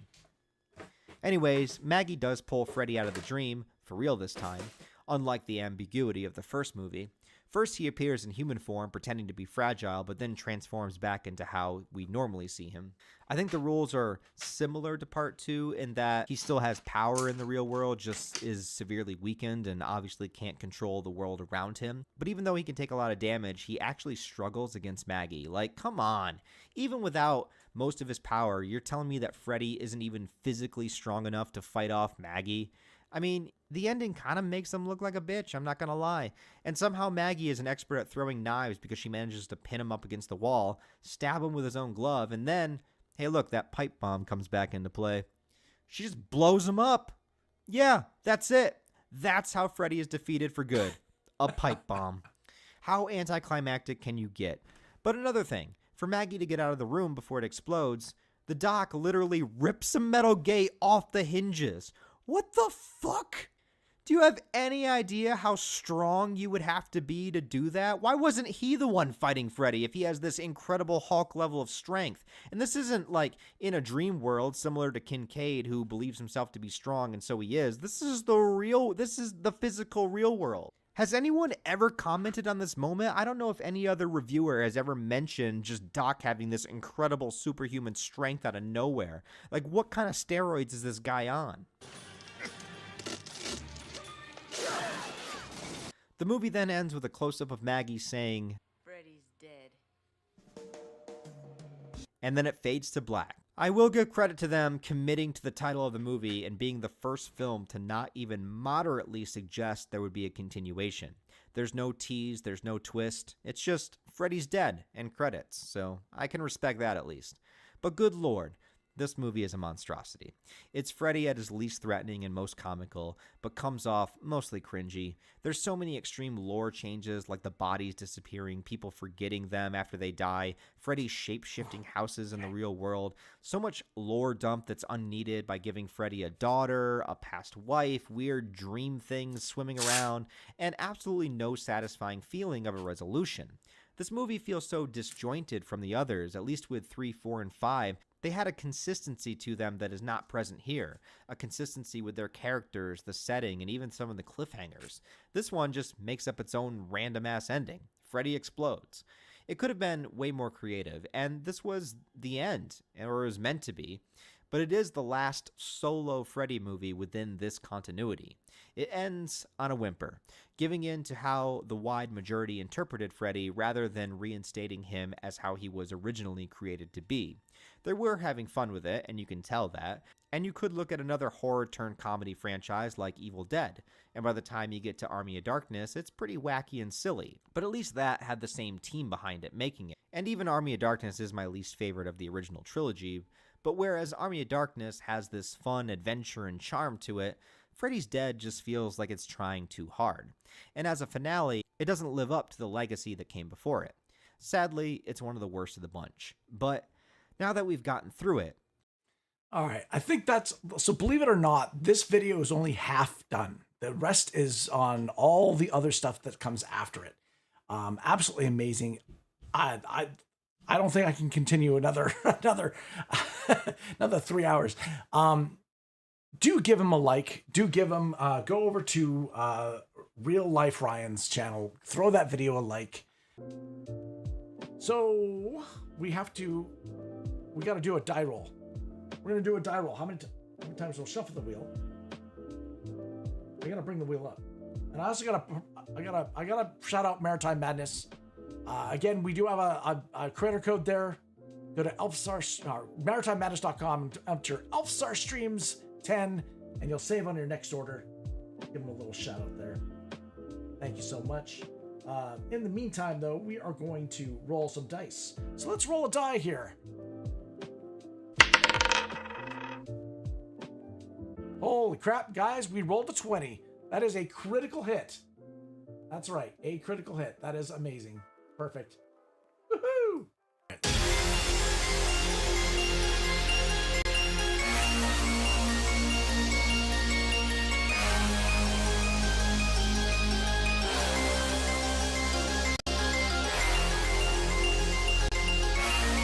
All right, ladies and gentlemen, we're gonna get hyped to get this going. We're gonna shuffle the deck 20 times. 1, 2, 3, 4, 5, 6, 7, 8, 9, 10, 11, 12, 13, 14, 15, 16, 17, 18. Well, I'm on 18. Hold on a second. The wheel. I'm sorry, guys. 18, 19, 20. Boom. Man, okay, so I'm a little rusty. I am a little rusty. I forgot to bring the wheel up. All right, are you guys ready? This is a spin to win. We're gonna get down to one winner. I appreciate you all very much so. Thank you for your patience while I heal. Boom!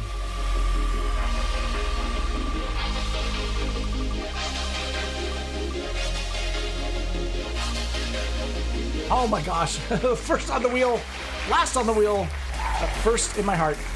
Stephanie Thompson, much love. Thank you so much. We're gonna keep it spinning though. We've got 44 names to go through today. We got GM Dixie. I'm supposed to say Dixie. I guess I misspelled it. Big shout out to him. I think I'm gonna be playing some Pathfinder with him on the 13th. Friday the 13th of October. We got Comtech. Much love to Comtech as well.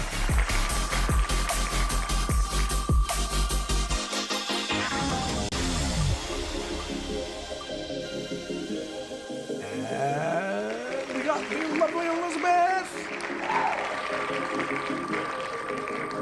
It's going to be a while before your computer gets fixed. Oh, I'm sorry to hear that. But you got the Galaxy Samsung tablet. Nice. We got Mystic Angel Christina.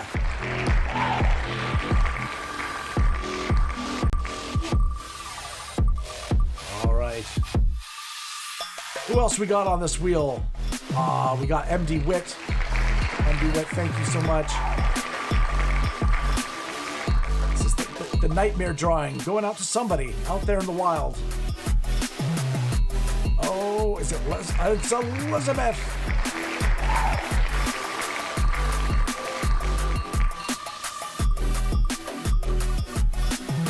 And oh, it looks like it's going to be hitting Stephanie Thompson.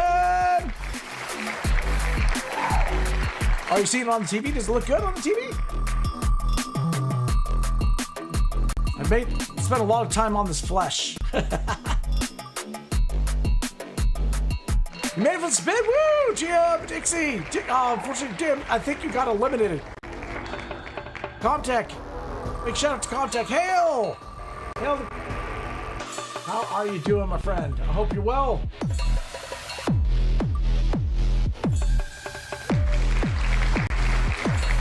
All right, Mystic Angel Christina.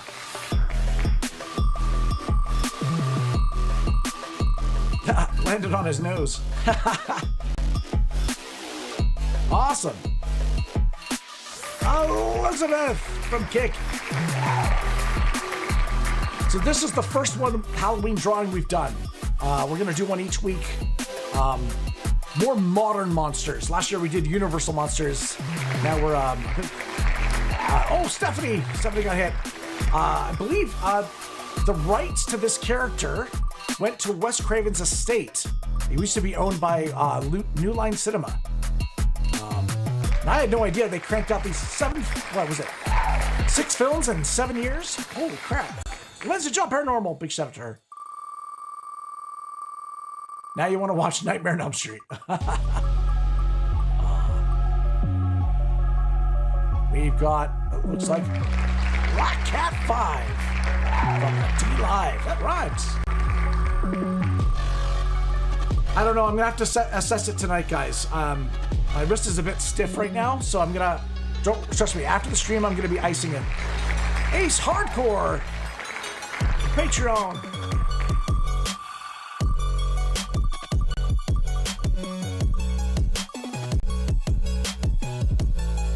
Oh, it looks like it's Davo88. Davo88. Yeah, there was a high chance to win this time, you guys, because there's not a lot of names on the wheel this time around. That's what happens when you kind of take a month off, eh? Not a month off, but, well, I mean, you know, I tried to stream as much as I could. James Thorlington, big love.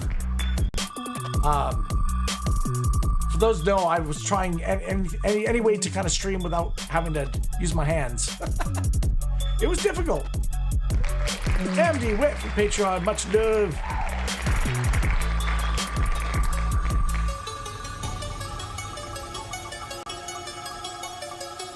Oh, thank you, Eric. I know it's at a time that you have a hard time being able to watch, right? Because it's late there. Elizabeth!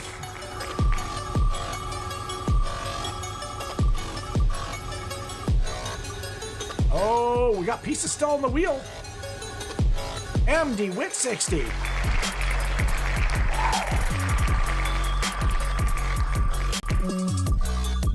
Oh, thank you. I try to take my time, but at the same time, I'm not as fast as I used to be, guys. I can already tell how much slower I am. Elizabeth from Patreon.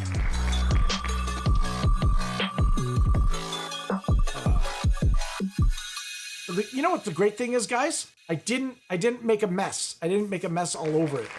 I was afraid I was gonna make it all disgusting. Stephanie Thompson from Patreon, thank you. I really appreciate the support.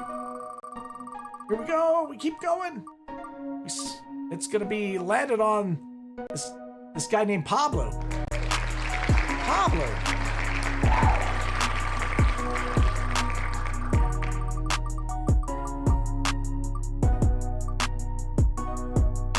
Oh, looks like it's not going to Gamercam.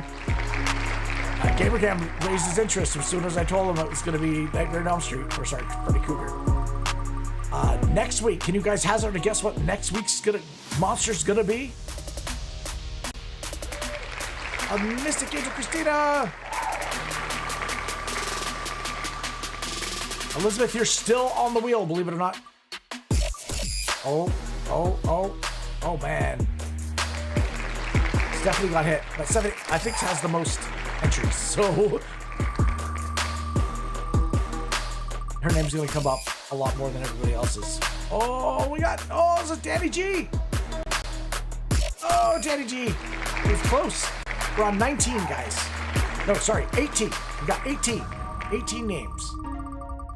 18 names on the wheel. Oh no, Elizabeth.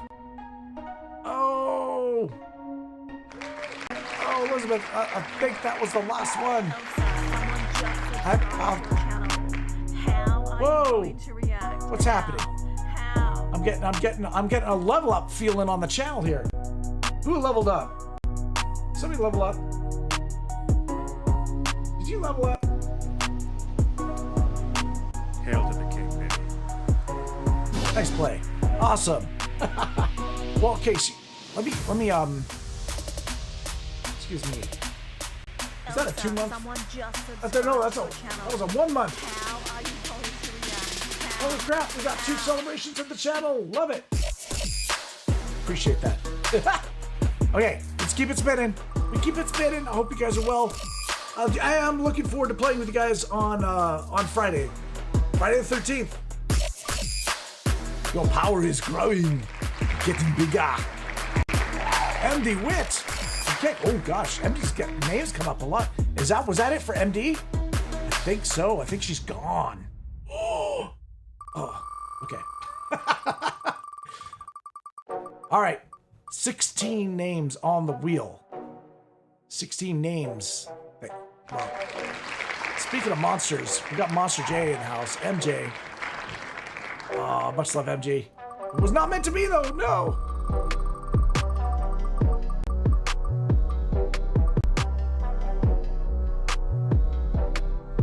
We got Codework Havoc from Patreon. Thank you, Codework. Definitely appreciate the support.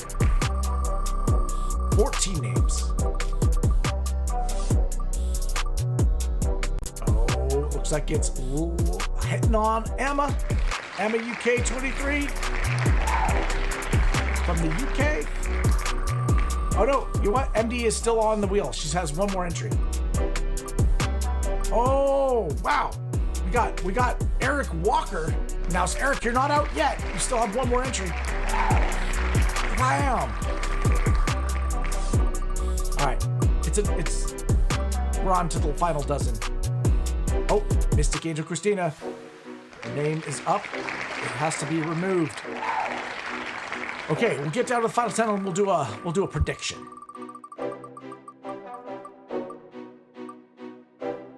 Renzo Scriber. Okay, we got final 10 on the wheel here. Let's check it out. Next Wednesday's your mom's birthday. Woo! Yay! We got Comtech. We've got Mystic Angel Christina. We got Icelander.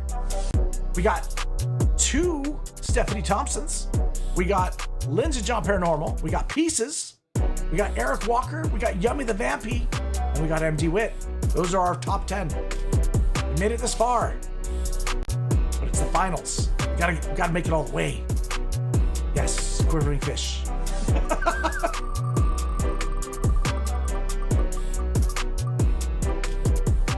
Oh, it's not gonna be Yummy the Vampy. Damn. Okay.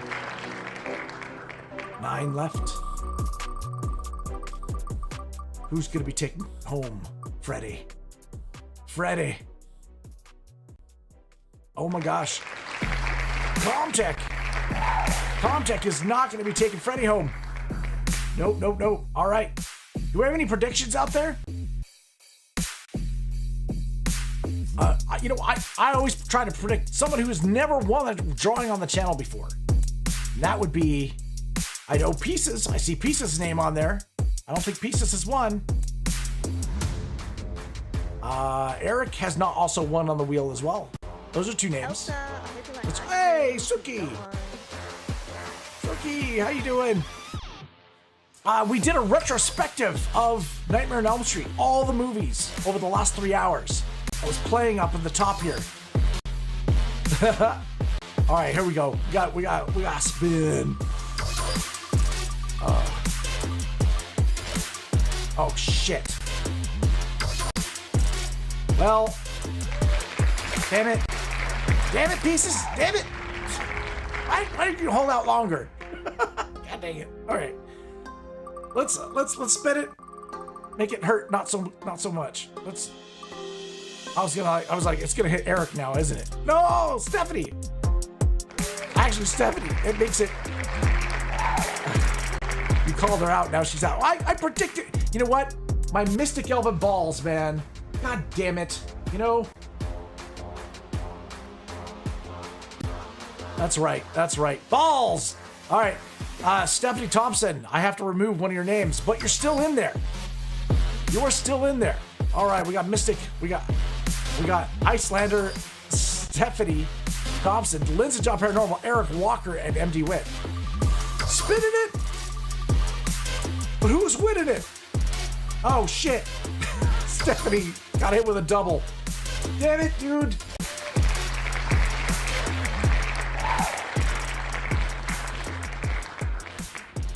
All right. Defeat. Rip. All right. We got our final 5 here. We got Mystic Angel. We got Icelander, Lindsay John Paranormal, Eric Walker, and MD Wit. We spin it. Dodging those bullets. Oh, crap, Eric, no! Eric, you came so far on the wheel. Oh. The hopes and dreams becomes nightmares. We got a four-way. We got a four-way between Mystic Angel, Icelander, Lizard John Paranormal, and MD Wit. My God. Oh, crap. Dang it. I know. D-Live is so far behind. They're just getting it now. Okay, let's spin it. I'm holding up. There we go. We just ripped the Band-Aid off. I know. Everyone jinxing it. I know. Oh, shoot. Mystic Angel Christina got eliminated. Oh, my God. That means we've got Icelander, Lynn John Paranormal, and MD Wit. Holy crap, as our potential winners. Woo, boy. Spin it. Oh, Lindsay John Paranormal came in third. Third place. Well. It's come down to two final people. Icelander and MD Wit. Oh my gosh. All right. I love you guys. I just want to take the moment to say again, thank you. I'm going to be doing these every week now, I hope. I got to assess my wrist though tonight. I'm going to be icing it and see how it is. I think it should be good as long as I keep the brace on, right? Yeah, I'm holding everybody in anticipation right now. All right. Yeah. And so, yeah, next week we're going to be doing another monster. Hope to see you guys there. It'll be Wednesday at 2 p.m. PST. And yeah, awesome. All right, here we go. We're spinning. But who's doing the winning? Oh my gosh. Oh, MD Wit by a hair. My goodness, MD Wit is our winner. I think the last drawing she won was a Barbie drawing on the channel. Watch him roll it, watch him go. Watch him roll it, watch him go. Watch him roll it, watch him go. Watch him roll it, watch him go. He be rolling down the street. He be rolling to the beat. Incredible. Thank you guys. MD Wit, GG. So I will send her a Discord message for her to claim it. If she doesn't claim it, of course it'll be up for grabs. Failing that too, I will also have this available on my Patreon as well. So go to patreon.com/shelfstar. There's a lot of new things in the works, guys. There's going to be more stuff coming to Patreon soon. And Patreon's going to be shifting from just a membership only thing to becoming a community-based thing. Who knows what's holding in the future? Could possibly you stream from Patreon? Could possibly Patreon do a little bit more social stuff? Possibly.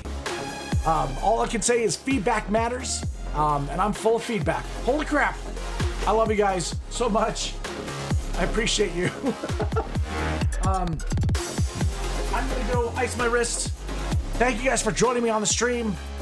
I love you all. May all your hits be criticals and your adventures be legendary. And I'll catch you guys on the next one. Appreciate it.